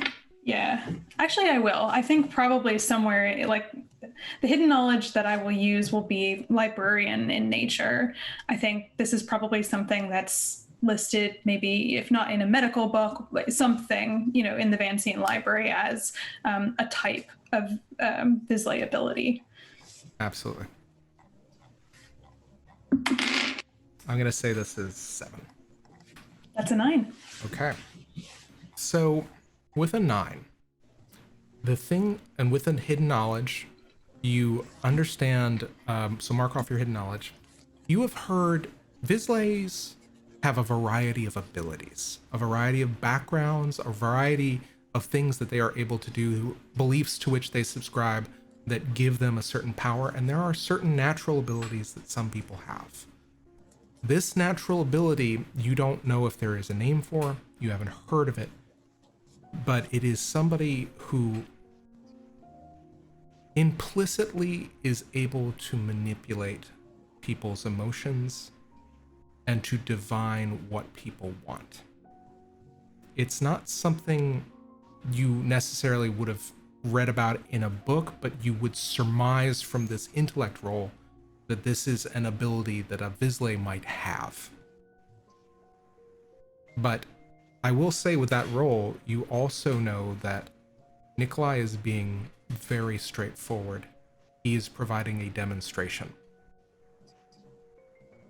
What do you do? I think that signifies with Kyrrie in some way, very much like in a science experiment, you would reproduce a result and then analyze it. And so I think she takes a moment as this happens to her, and then she locks eyes with Nikolai. That was remarkable. Did you come to the actuality with the ability to suggest like that? And Nikolai is looking kind of at the floor, and he looks at you, Gavriel. It's almost like the question floats by him, and he just looks at you and says, all this time I talked to somebody who managed to get by and skate by, no worries. It turns out there's something people do here. I thought people just like me. People just listen to what I have to say. I'm sorry, Gavriel.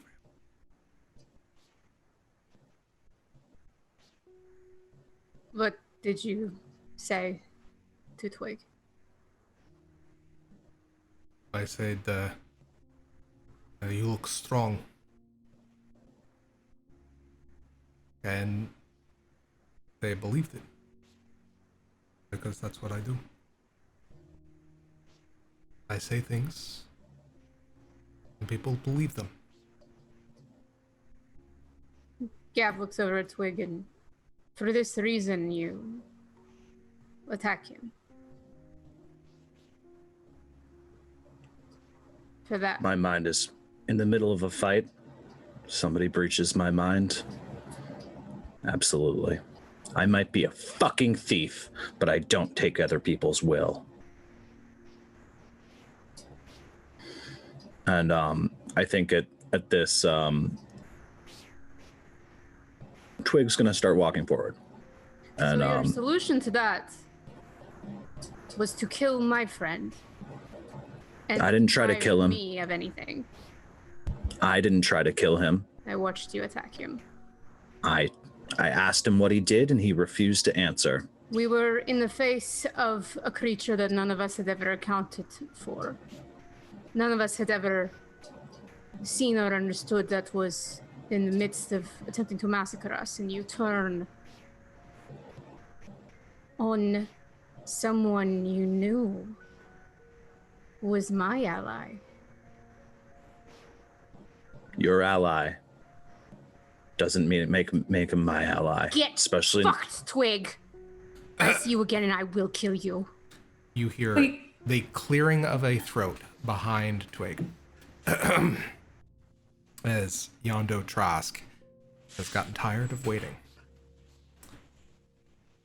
And I assume that everyone is ready to speak with me momentarily. I apologize, but for efficacy, I'd like to see all of you together. If you must. Follow me. And you see two pristine guard members, a masculine and a feminine figure, following directly behind Yondo. Twigg is not letting Gav or Nikolai behind their back. And Nikolai, seeing this, kind of recognizing this, looks to you, Gavriel, just says, come, please. No. You don't get to speak to me either. And she moves to the front of this line. And there is a inscrutable look on Nikolai's face. Kyrrie, do you follow her and Nikolai? Yeah, I think Kyrie's looking very torn. Like, she's just seen something that was whole become broken, and she doesn't know how to mend it. So she feels pretty hopeless, I think, because logic does not really have a place in what's happening in front of her.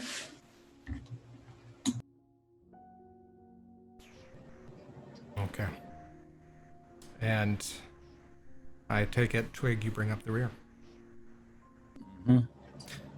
So, you all walk down a corridor. It seems to turn and spiral. You begin kind of walking up almost like the rotunda of the Guggenheim. As you are surrounded by all of this ostentation, you walk in a circle, and at the end of a short walk, you look up into the center of this kind of rotunda style structure, and there is a kind of almost star-like ceiling, where inevitably, the Deathless Triumvirate must do their work. Gavriel, I would like you to make a perception roll. Sure. That actually is a great segue into question. Did my pools refresh, or is that an action I will have to take? You are, like, I think at this point we're kind of moved out of into narrative mode from action mode. You may have spent however many actions you like, suffice not, with the exception of a long rest. Ba-da-da-da. I'm assuming I still have my Vex and my Anguish, though. Yeah. Okay, cool. I will say, if you would like to, though, they could have administered to you well, for Anguish, maybe not necessarily. So we'll count the Anguish for now. Okay. Okay. And the Vex, or I'm not that I'm doing any movement, but The Vex is my discretion, so I get to hold on to that. okay. Yeah, It's still counted. I'm just curious. totally. Okay, So perception it is. I will say this, though. I will say that you're a little distracted by all that's going on, so I'm going to take one from your venture. I need you to just make a perception 7 roll. Okay. I can't use Bene then? I'm You assuming? can, I can. yeah, totally. Nope. That's a 4. Okay. There's just something strange about this place. Something you can't quite put your finger on. It's almost like it's staring you in the face and you just don't know what it is. Mm-hmm. But at that point, all of you have reached kind of the sudden end. There are a number of other pristine guard members, these kind of protectors. These are actually defenders, pardon me. The defenders at the end of this are flanking a large office. They open the doors. The other two defenders flanking Yondo move in with him, and you are ushered into a meeting hall, which is inevitably, you realize, Yondo's office. And Yondo sits behind a very nice glass desk. There are a number of floating fish that you may have recognized from your time in at the Handasa Acclimation Center. However, it seems to be almost like a full school of fish floating in the air directly behind him. And there's a very soothing effect that this have. You don't know if that's kind of magical or intentional, but it's interesting to watch them almost oblivious to the rest of you. And Yondo sits behind the desk, steeples his fingers, leans forward and says, "So, this Hate Cyst. Can you tell me a little bit more about where it came from? Anything at all would be very helpful." And he takes out a small pad from his desk and a fountain pen and begins recording what you have to say. And for all intents and purposes, if you guys don't want to, play out the full conversation, you can give me the highlight reel and anything you want to make sure that Yondo knows. And he looks expectantly up. And this is just Kyrrie, Twigg, and Gav, right? Yeah. Maurice is not here. Maurice is not here. Well, and Nikolai. Yeah, and Nikolai. Pardon me. And what's her face isn't here. Yeah, Alenia's not. Millennia. Alenia's being administered too. That's me. Great player. Great head for names. I think Twigg is just kind of like not wanting to shift their field of vision, but also wants to look at Kyrrie. I think Kyrrie, given the presence of the Parasod and that this is like an inquisition, she has kind of twigged that, no pun intended. I think, she's going to sort of step forward as de facto spokesperson here. And she's going to say, could you clarify the question, where it came from? Well, it was already ensconced in the Opera House when we saw it. Okay. And he's recording this. At the same time, you notice that there is a bowl to one side that it seems to have a swirling amount of what appear to be words and letters in it. It literally seems almost like somebody let loose a floating cloud of Scrabble tiles in this bowl that's to the right. It says, okay, very well. And so if it originated at the Opera House, when did you first become aware of it? When we entered the Opera House? But, sorry, I don't mean to break the line of questioning, but what is that? It's a means by which I've been collecting the context of this incident. I try to basically make sure that I approach each situation with a fresh mind, so I make sure to empty myself of any bias or judgment. How does it get the letters to appear that way? Oh, it's language. It's just really more of a superficial thing. It's meant to remind me exactly what I'm taking into my head. Fascinating. Carry on.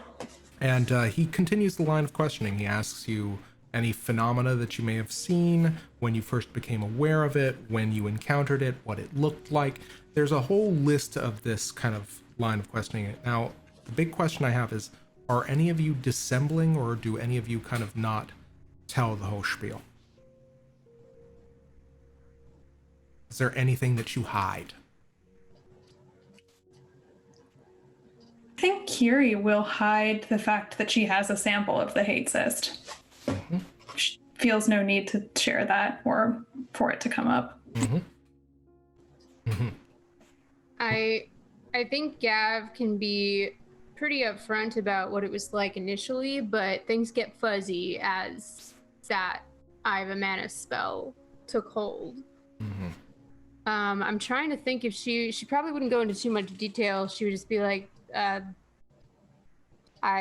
was a spell that I utilized. It helps me do X, Y, Z.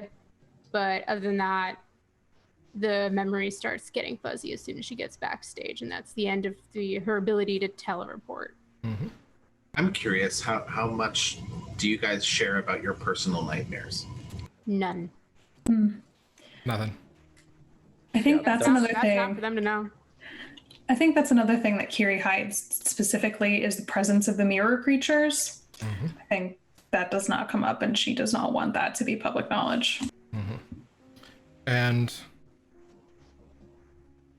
were you involved in the death of Jaren the Devoured?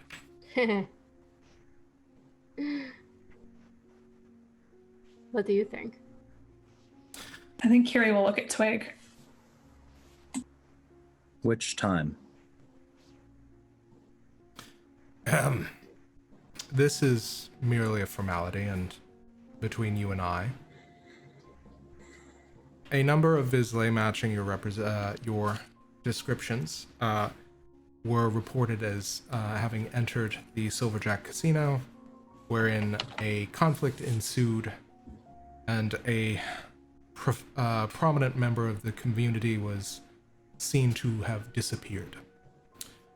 However, between you and I, this prominent member of the community was responsible for a great amount of theft, as well as violence, maimings, and a number of other illicit activities. However, we prefer to contain no jurisdiction over the Hollows, as every district is sworn to its significant garrets. Marquis Quarter prefers to the Deathless Triumvirate prefer to take a hands-off approach. I am merely advising you of this development, as we just want to make it very clear that you, being heroes of the city, probably should not make any more entries into the Hollows from this time forward. Is that a threat or a suggestion? Merely a suggestion, backed by the recommendation of the Deathless Triumvirate and the Pristine Guard. I would remind you that the Pristine Guard does not have jurisdiction or authority over the movements of private citizens. In theory, that's true. Anyhow, there is, of course, now that all of this has been recorded for posterity, there is the matter of the reward. As there is a relatively large number of you, we will be splitting the bounty for Hate Cysts an equal number of ways, rounding up to the nearest number of gem orbs. Each of you will be receiving 20 gem orbs for your role in the clearing of this Hate Cyst, as well as the assistance that you have provided in the reclamation of the ruined expanse. For all intents and purposes, speaking as the GM, that's 2,000 crystal orbs for each of you. At which point, Sorry. Nikolai, at which point says, I would like my share to be split among my comrades here. So each of you will then be getting 25 gem orbs. Sorry, you had a question. This is quick aside. I remember the last session that Gav was trying to remember what a hate cyst was, but was unsuccessful in knowing what it was. Mm-hmm. So in that case, I think leaning back in her seat, she's just the hefty sum. What is it about these hate cysts that make them so profitable to be killed? Well, and he puts down the pad. Hate cysts preclude all of us from receiving the ability we need to essentially to improve upon Saturnine. They are a legacy of this horrific war. They prevent the health and well-being of our citizens by terrorizing them, and as you witnessed, doing considerable amounts of mental, physical anguish and harm. Well, who put them there? Well, the enemy, of course. How do you know that? It's as much as any of us know. Seems to me it would be much more helpful if you could remember the war. And then you could find out how to even create these hate cysts and how to stop them more effectively. I wish that that were the case. Miss Blinsky, is it? Yes. I wish that that were the case, but alas, it's not for us to know. Says who?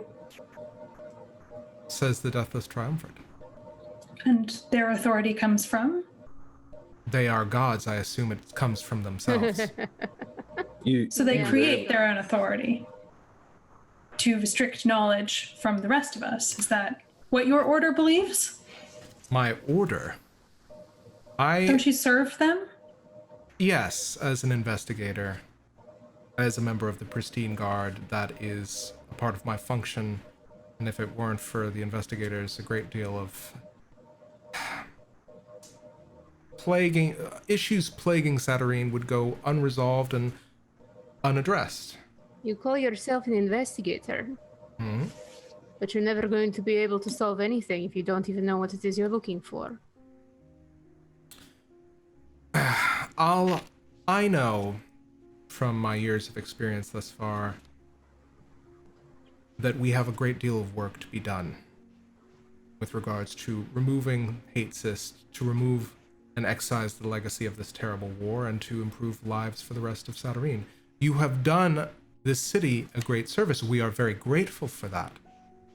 But don't think for one moment that this gives you some license to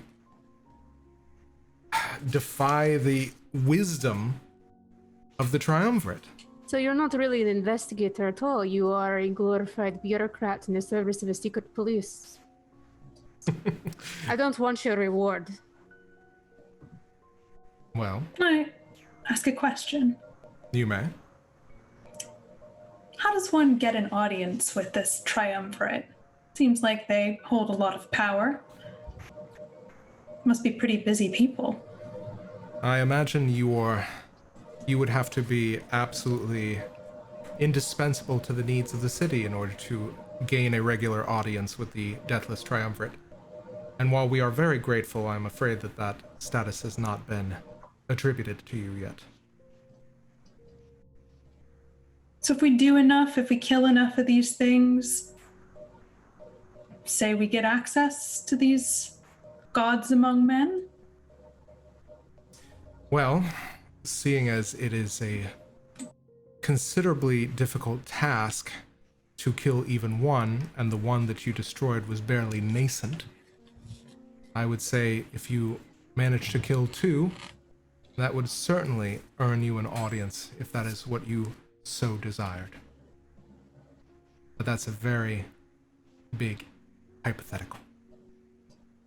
I live in hypotheticals. It's kind of what I do. I'm sure you do, Miss Von Wallingsworth, but at the same time, I deal with what is practical, what is actually in this actuality. Doesn't seem like you do, though. It just seems like you sit here and make threats and excuses for a bunch of powerful would-be despots sitting behind a curtain. You know what this sounds like? It sounds like hush money. No, this is... Don't be ridiculous. This is a standard bounty. We even upped the reward for you. I will have you know, if discretion were the matter of this exploit, we would not have let your names be run in the Saturine site. Twigg would like to step forward and hold out their hand. What is it exactly you're hoping to grasp here?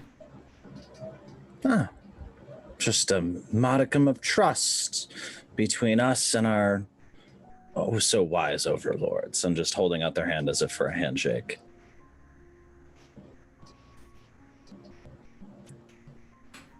I mean, you don't have anything to hide, I'm sure. The powerful never do anything underhanded or shady. They don't lie, they don't suppress, they don't cheat. I mean, what? I'm just a little old apostate, just holding out my hand in friendship. And like Twigg's just giving a little bit of a wink, just gives him a wink.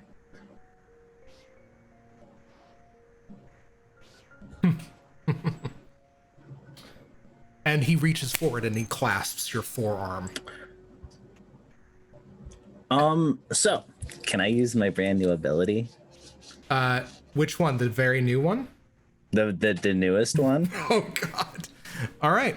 I would like you to do that. I would also like you to make a resistance roll. All right, so that wipes out my sorcery entirely, which is so that's a resistance roll, which okay, and if I were to put a bene into that, what would I put into that? You would put in a sorcery bene. Is this a spell? So for that would be resistance. Okay. Okay. Right. I need you to hit a. I'm gonna say because this is gonna be a 10, just because he does serve the Deathless Triumvirate. He works in the Marquis Quarter. All right. So yeah. So I will take. I'm gonna have to use a point of physicality instead of sorcery, which I can do due to a secret. So Twigg's nose starts bleeding profusely. Okay. As that's a 5 + 1. Okay. For that So minute. all right. Let me double check. So yeah, it's a level 9 effect from Twigg. Okay. So it's a level 9 effect. Make two. Go ahead and do gnaw at the universe, or not gnaw, devour thoughts, and roll 2 So dice. this affects everybody in the room. Yeah, everybody. Yeah, this affects everybody. All right, I'm gonna use this one as my magic and this one as my regular. Just so I can follow what's going on, Twig rolled resistance to whatever Trask was doing, but this is happening simultaneously. Yeah. Okay. All right, so I rolled 2 dice. The magic dice is a 9. The other one is a 2. Okay. So that means that I think that means you rolled an 18. So you devour thoughts, and you literally all of you stop exactly what you're doing. And I need Kyrrie, I need you to tell me what you're thinking. Gavriel, I need you to tell me what you're thinking, or tell Twigg what you're thinking. Trask, for all intents and purposes, is thinking, this little upstart shit. Yeah, there is nothing. I will tell you this. They also lose their next action. You know their immediate thoughts. When their thought processes are disrupted, you gain 1 hidden knowledge. Basically this guy is. But here's the other thing: is you hear in his mind, "I'm gonna show you a thing about being a Logavore." Oh fuck. Yeah, as he is going to feed upon mind. Oh no. Oh, it's like you're an Ouroboros. Yeah. Let me see. No. Yeah. Oh, well, that's okay. Yeah. Cool. You didn't know he was a Logavore. No. Also, I guess I'm done here. So I will say this: the intention is not to feeble mind you; it is to know the answer to 3 questions. So he's gonna root through. Okay. Dope. Yeah. For those unaware, I chose not to do this because Twig is not ready to be that dark a person. But feed upon mind, you eat a person. Like you just straight up, you consume them in entirety, and they can't do anything until they've been healed via powerful magic. Yeah. And so I will tell you this. What are y'all's immediate thoughts? Oh, I think Gav's immediate thoughts out of this entire conversation are something shady is definitely up in this entire city. Why would you just put a bounty on something when you can understand how to root it out from the source? Why are they pinning it on immediate scapegoats and calling them the enemy? They don't even know who is actually responsible for it. They can't remember their own history. And I don't trust anybody here. And especially the fact they're like, oh yeah, the Deathless Trumpet are gods. And she's just like, no, they're not. Okay. No, they're not.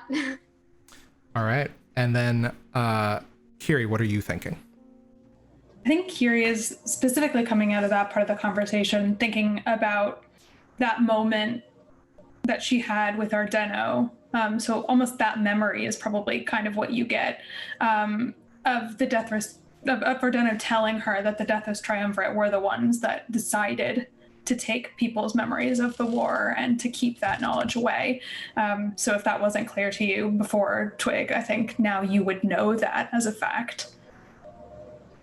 Quick question though, can we tell that our memories are being shared? You know what? This is actually something you guys would need to resist. Also, what's Nikolai thinking?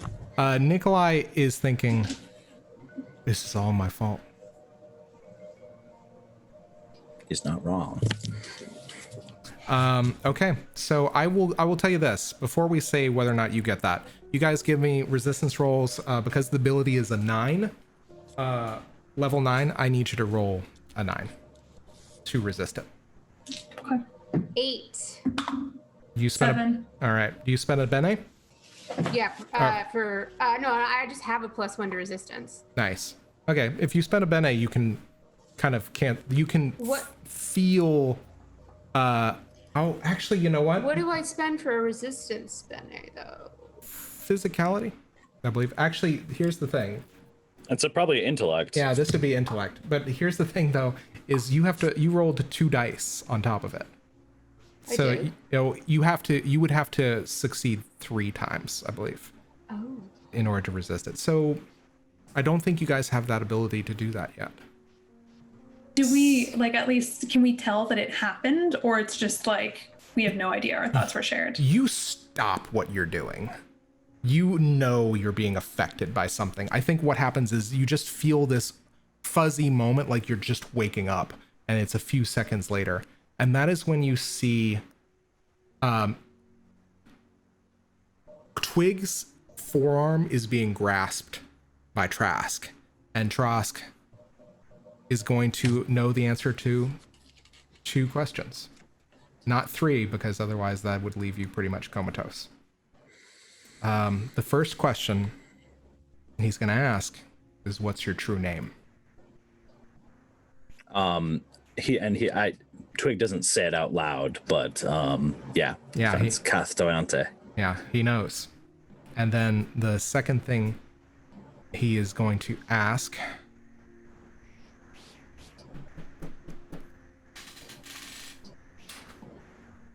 what do you want in Saturnine?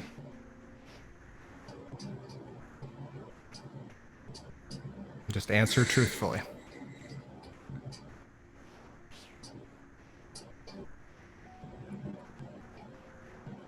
Freedom.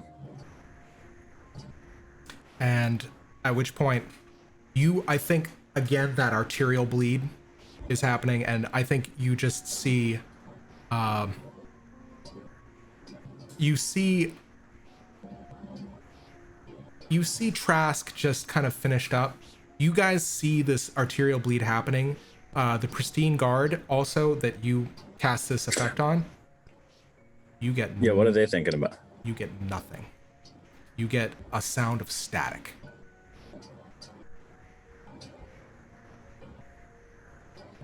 That's creepy. It is very unsettling, whatever this is.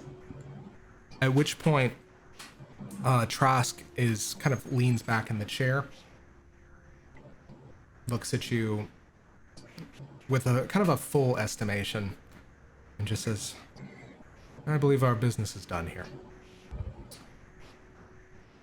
Take the bounty, leave the bounty.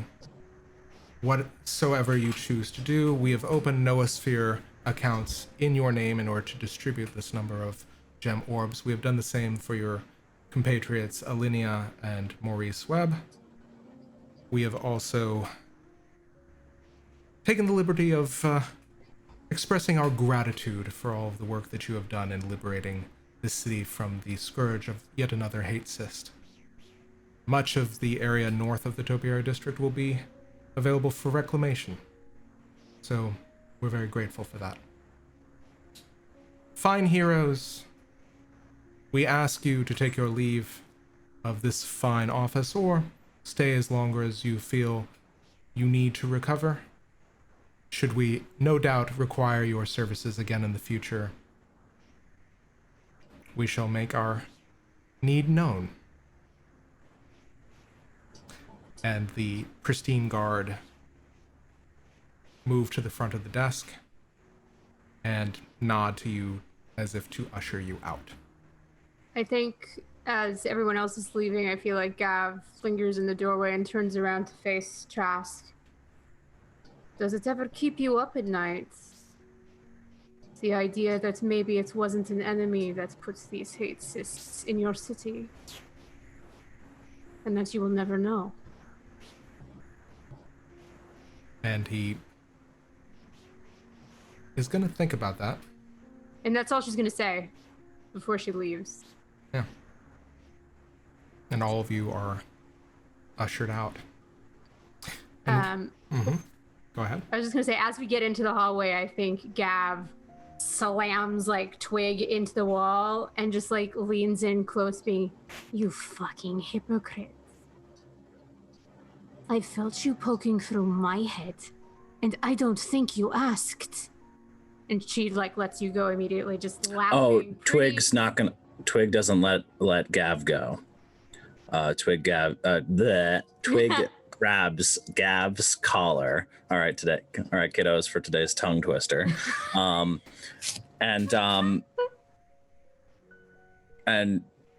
like as she goes to pull back, and they reach down and hold their hand out, reach down and pull Fortinbras by the muzzle up and hold it towards Gav. You gonna shoot me? No, like they're holding it handle towards you, grip towards you. Yeah, holding by the barrel. Okay. What's this? You don't trust me? You think I'm working for Jaren? I don't know what you want or who you are anymore. You think I know that? You think I know why I'm here? I'm not a hypocrite. I told you, I'm a thief. But I don't take people's free will. I don't know why I'm here. I don't know why any of us are here. I didn't choose this. I didn't make this decision. You went inside my mind not 2 minutes ago. No permission. No asking. You just did it. You were there. You see, this is where I lose a lot of my sympathy for a friend of mine that tried to do a similar trick to help you get out of a terrible situation where you might have otherwise died. I agree. Perhaps Nikolai should have also asked, but you are also a thief. I'm a thief, but I don't take people's freedom. You just did. And No. she shoves you, and like, no, she's not going to give you a chance to like justify that. Like you totally did. You went inside both her and Kyrrie's mind without permission and found out things that you could have asked about. To Gav, that is a violation of free will, same as what Nikolai did to you. She agrees that what Nikolai should have done was ask, but in the same vein, what you just did cancels each other out entirely. Yeah. Twig clearly doesn't feel that way, but because my poor dumb baby. Anyway, just Twig's looking at you and just goes, nobody's making anybody here do anything. I don't know why I'm here, but I appreciate you keeping me alive as long as you did. And if that's the end of it, then that's the end of it. But if you think you're gonna kill me, you better bury me face down. Don't get too comfortable in this city, Twig. I'll let you walk out of here alive for everything else that we've gone through. But that's the last thing I will do for you. You hear the tap of a spear on the marble floor as the pristine guards, or the tap of a saber, rather, just tung tung, as they seem to be urging you to move forward and out of the facility. I think Twig is going to, before relinquishing the grip, is going to lean forward a little bit and just whisper something very quietly, which is, they aren't alive. Don't trust them. Before shoving Gav back. I'm not sure Gav knows what you mean, but... Kyrrie, all this has been transpiring. What are you thinking as you're leaving? I think Kyrrie's still feeling very helpless about this rift between Gav and Twigg, and very confused. I think Kyrrie wouldn't intervene in that altercation between the two of them, but I think she saw it, and I think she may have heard part of it, and I think as she looks between them, and maybe Twigg, she catches your eye briefly and holds eye contact, and you see just like a little smidge of betrayal in there. And I think like a little bit of hurt.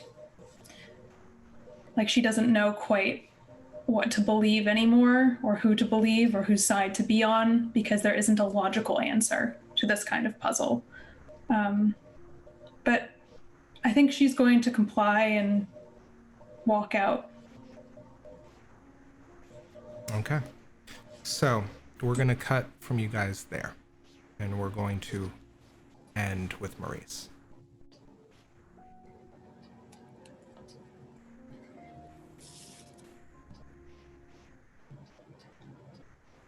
Maurice,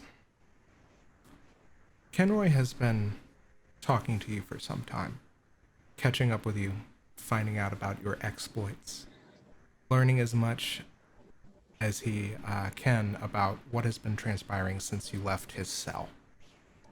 A lot of times there are just friendly reminiscences about meals that you've shared, weavings that you've practiced together. And I'd say the atmosphere is very much that of like a dinner for two. Yeah. Not like it's set in a hospital at all. Exactly. This is, it's Tuesdays with Maury. It's dinner for Andre. It's just the two of you just having, talking about life, talking about where your lives have led you, each of you. And he looks to you and says, when you didn't respond to my message, I'm trying to think of what his accent is. I think it's like deeply British, isn't it? Let's do it.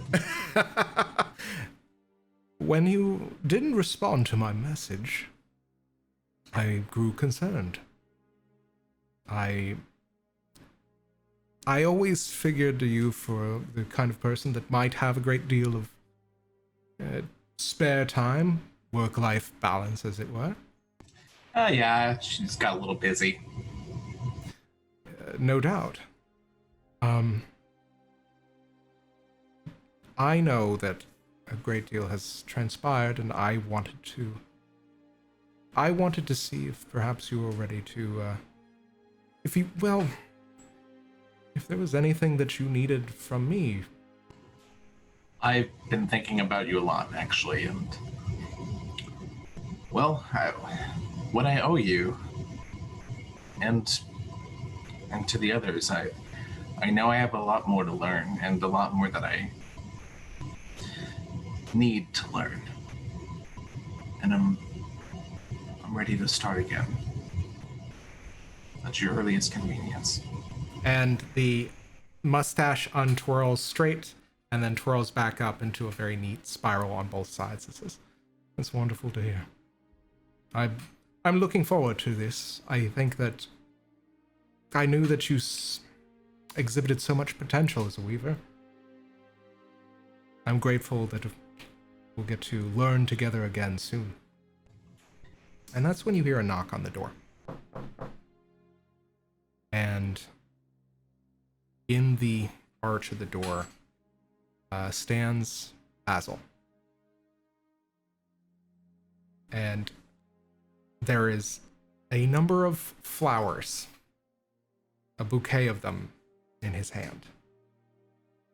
Maurice's features drop, the smile is gone, and his guard is up. At which point, I think Kenroy looks at you, reading your face and expression very easily. He says, excuse me, can I help you? And Basil says, yes, I'm here to see my father. And Maurice nods at Kenroy. Yeah, he looks to you kind of quizzically. And he pulls aside a chair and gestures for Basil to sit. And yeah, Duncan is not happy. There's a low growl at the back of Duncan's throat as he puts the flowers to one side on a side table near your bed. Kenroy, if you wouldn't mind taking Duncan outside for a moment. Not at all. I am happy to oblige. We are here if you need us. And he says it more for Basil's benefit than yours. And he leaves, and the scent of that salt air leaves with him. And Basil looks at you kind of sheepishly. I read about what happened. Oh? What did you read? That a number of Visley entered into the Lunarian Opera House and managed to kill a hate cyst that had infested the edifice. I was, from the descriptions they gave, it was fairly obvious, elementary even, to determine to whom they were referring. Hardly a mystery for you. You can't keep mysteries from me. Except the big ones.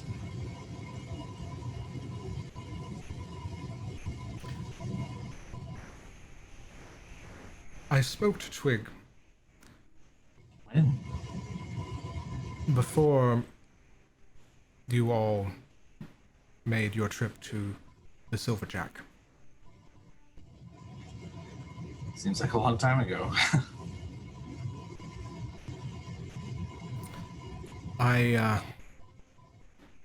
They imparted a bit of knowledge that I felt I should take to heart. I'm listening. I want to know my father. Was he not written for you? Was your relationship not fleshed out? Dare I say I deserve this? But I want to know the man. And Maurice interrupts him and grabs his hand. The man who abducted you? I kidnapped you. I yanked you from the blue. And now you're here. I'm your abductor. I'm not your father. I hazard. I can't believe that. I have to believe there was a good reason. I have to. Maurice. Well, that's the mystery we're both after. The motivations of, well, someone I thought was long gone. I just now, when I was unconscious or something else, I saw him. Who did you see? Your father. The man that I was. The man that knew what the hell was going on. At least knew his place in Saturnine in the actuality. The man who made the decision to bring you here.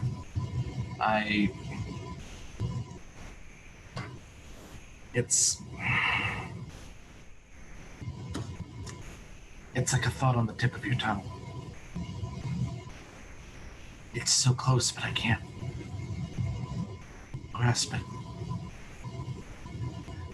We both clearly want to meet this person. We both have questions to ask this person. Perhaps we could work together, but this would be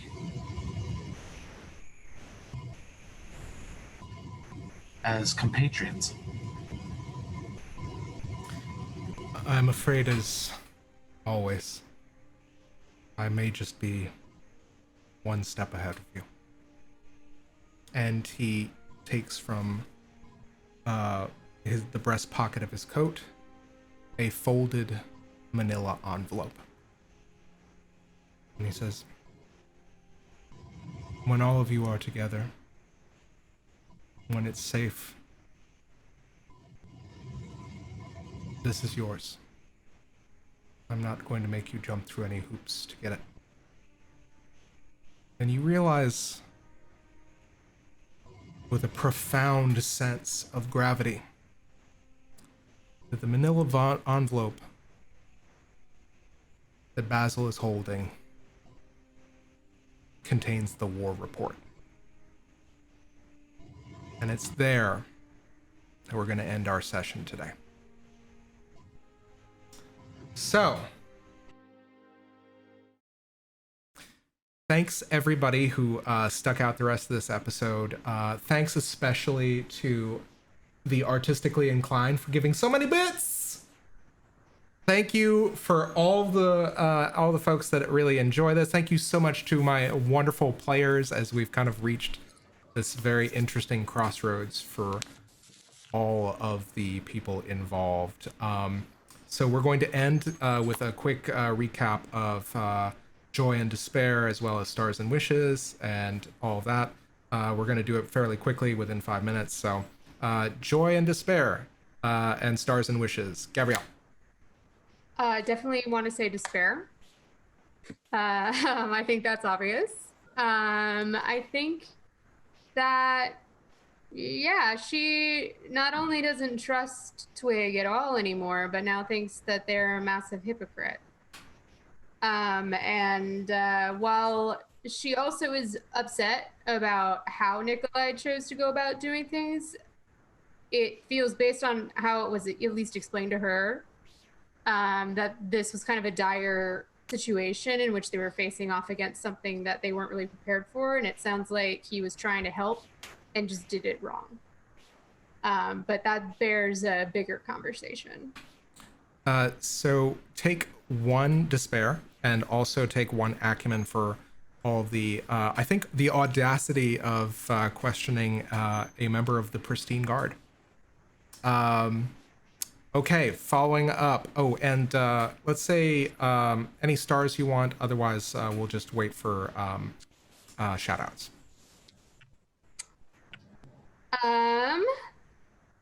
I want to just thank Copper for going with me down that.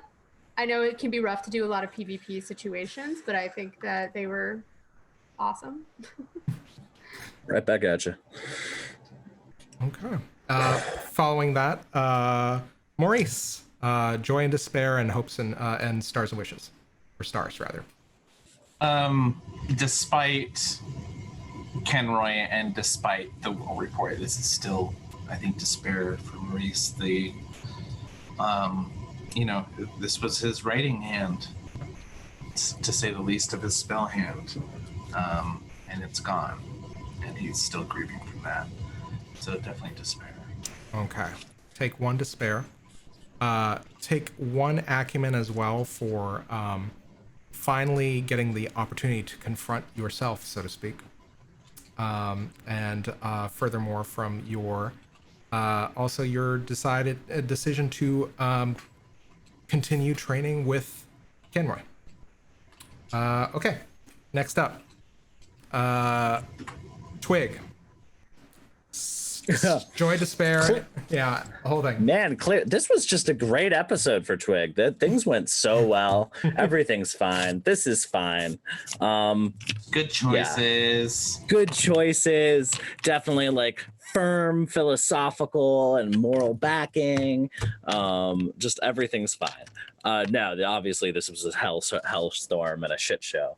So yeah, it's definitely Despair. I think they are still reeling from the implications of the things that they learned from Jaren. They don't really know who they are. they know more about themselves, and they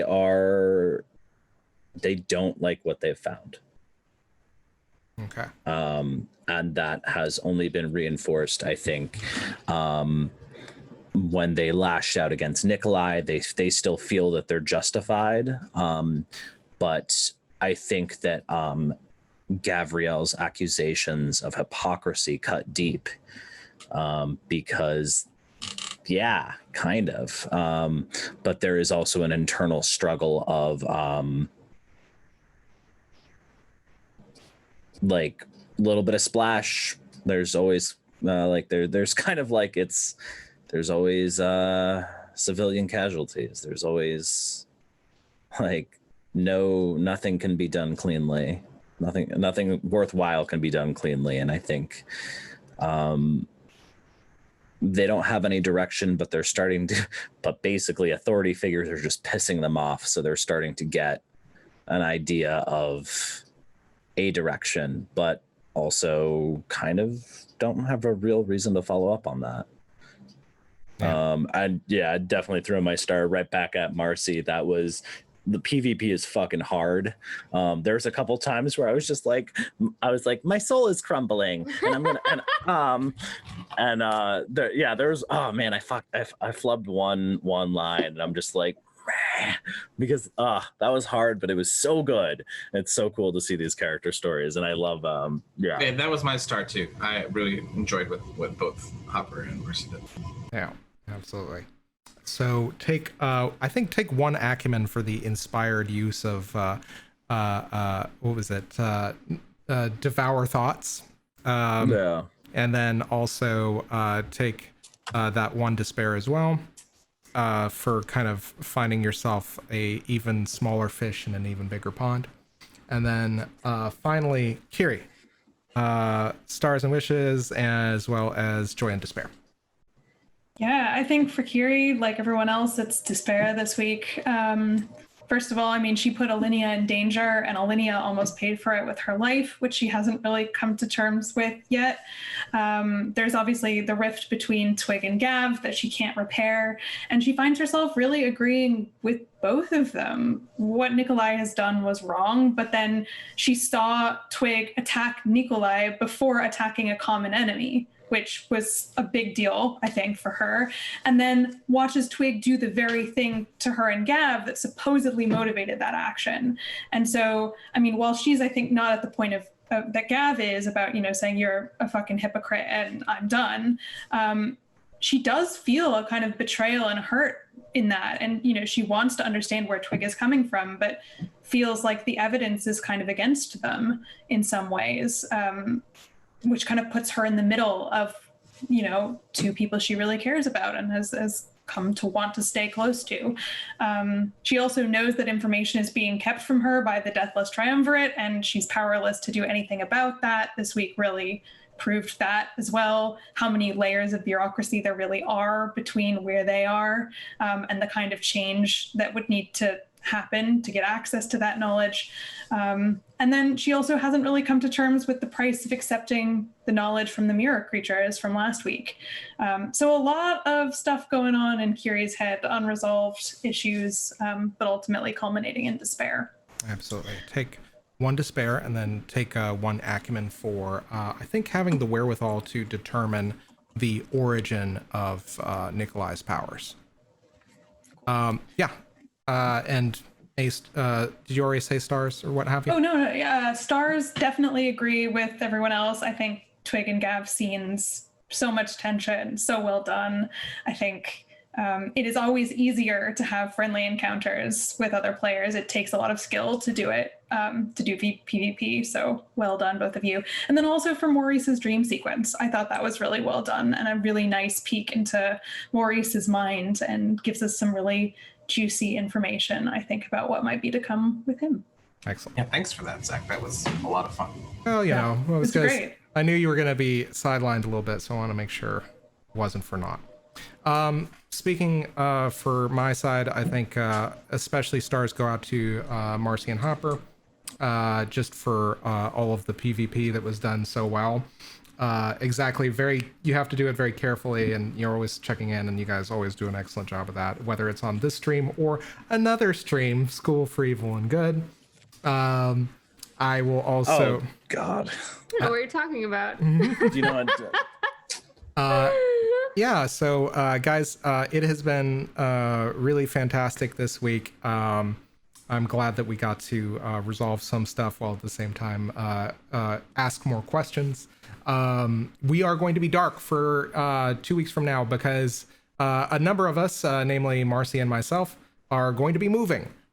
So we are moving it to different places in Brooklyn. Our stuff will be set up eventually after a month, and so after 4 weeks we will return. But in the meantime, we just ask that you guys patronize some of the other shows here on Manapot Studios.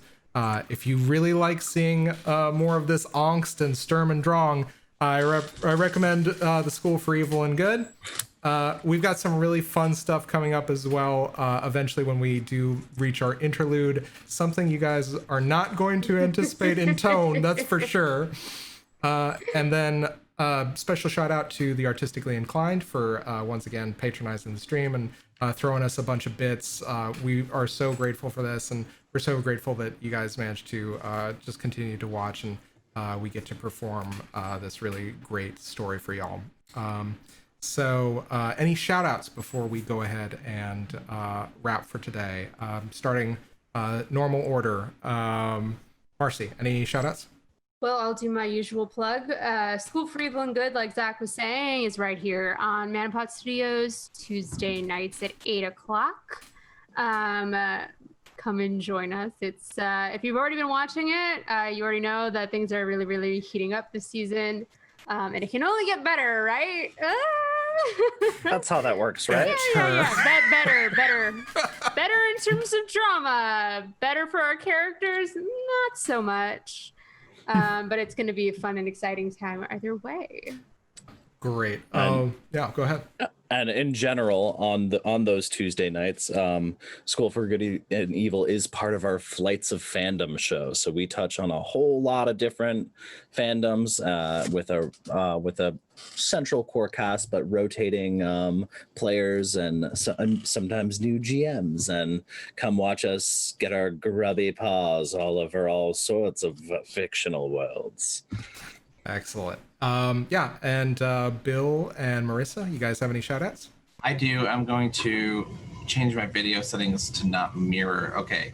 So Jeff Stormer made a RPG called Mission Accomplished, a game of super spies and office meetings, and the Kickstarter the packet just came, and just the art is gorgeous. When we get a good splash, just like it's so well put together. It's really, really proud of it. So Jeff Stormer from Party of One Pod, go check out Mission Accomplished on itch.io or Drive Through RPG, available there. It's a really gorgeous book and a fun game. Awesome. I love the idea of super spy middle managers. Yeah. So, and Marissa, you have any shout outs? Yeah. So for those of you who may or may not have seen the Good Society happy hour that we did a month ago, I have news, which is that the Good Society Expanded Acquaintance hardcover is now available for pre-order. So those are the DLCs that go with that game. So not only watch this space, because I'd love to do something with Good Society here on the channel again, but also check that book out. There's a really cool expansion that they've been working on, which is Pride, Prejudice, and Practical Magics. So it's like a magic version of Good Society with Fae. So yeah, some really awesome stuff. So yeah, definitely check that book. And also the art is gorgeous. Like the production quality of the actual hardcover itself is amazing. So check it out. Okay, that I think wraps it for us, guys. Thank you so much. Join us again in 4 weeks. Also, I believe if you are going to be attending Gen Con, depending on whether or not I hear back from MCG, I might be running Arcana of the Ancients for them on Sunday. I'll try to keep everybody abreast of that as it develops. But in the meantime, I hope that you guys have a fine month and full of kind of good things and reflection. And may the invisible sun, hold on, there we go. how do I do my hands again? May the invisible sun shine on you all. Thanks, guys.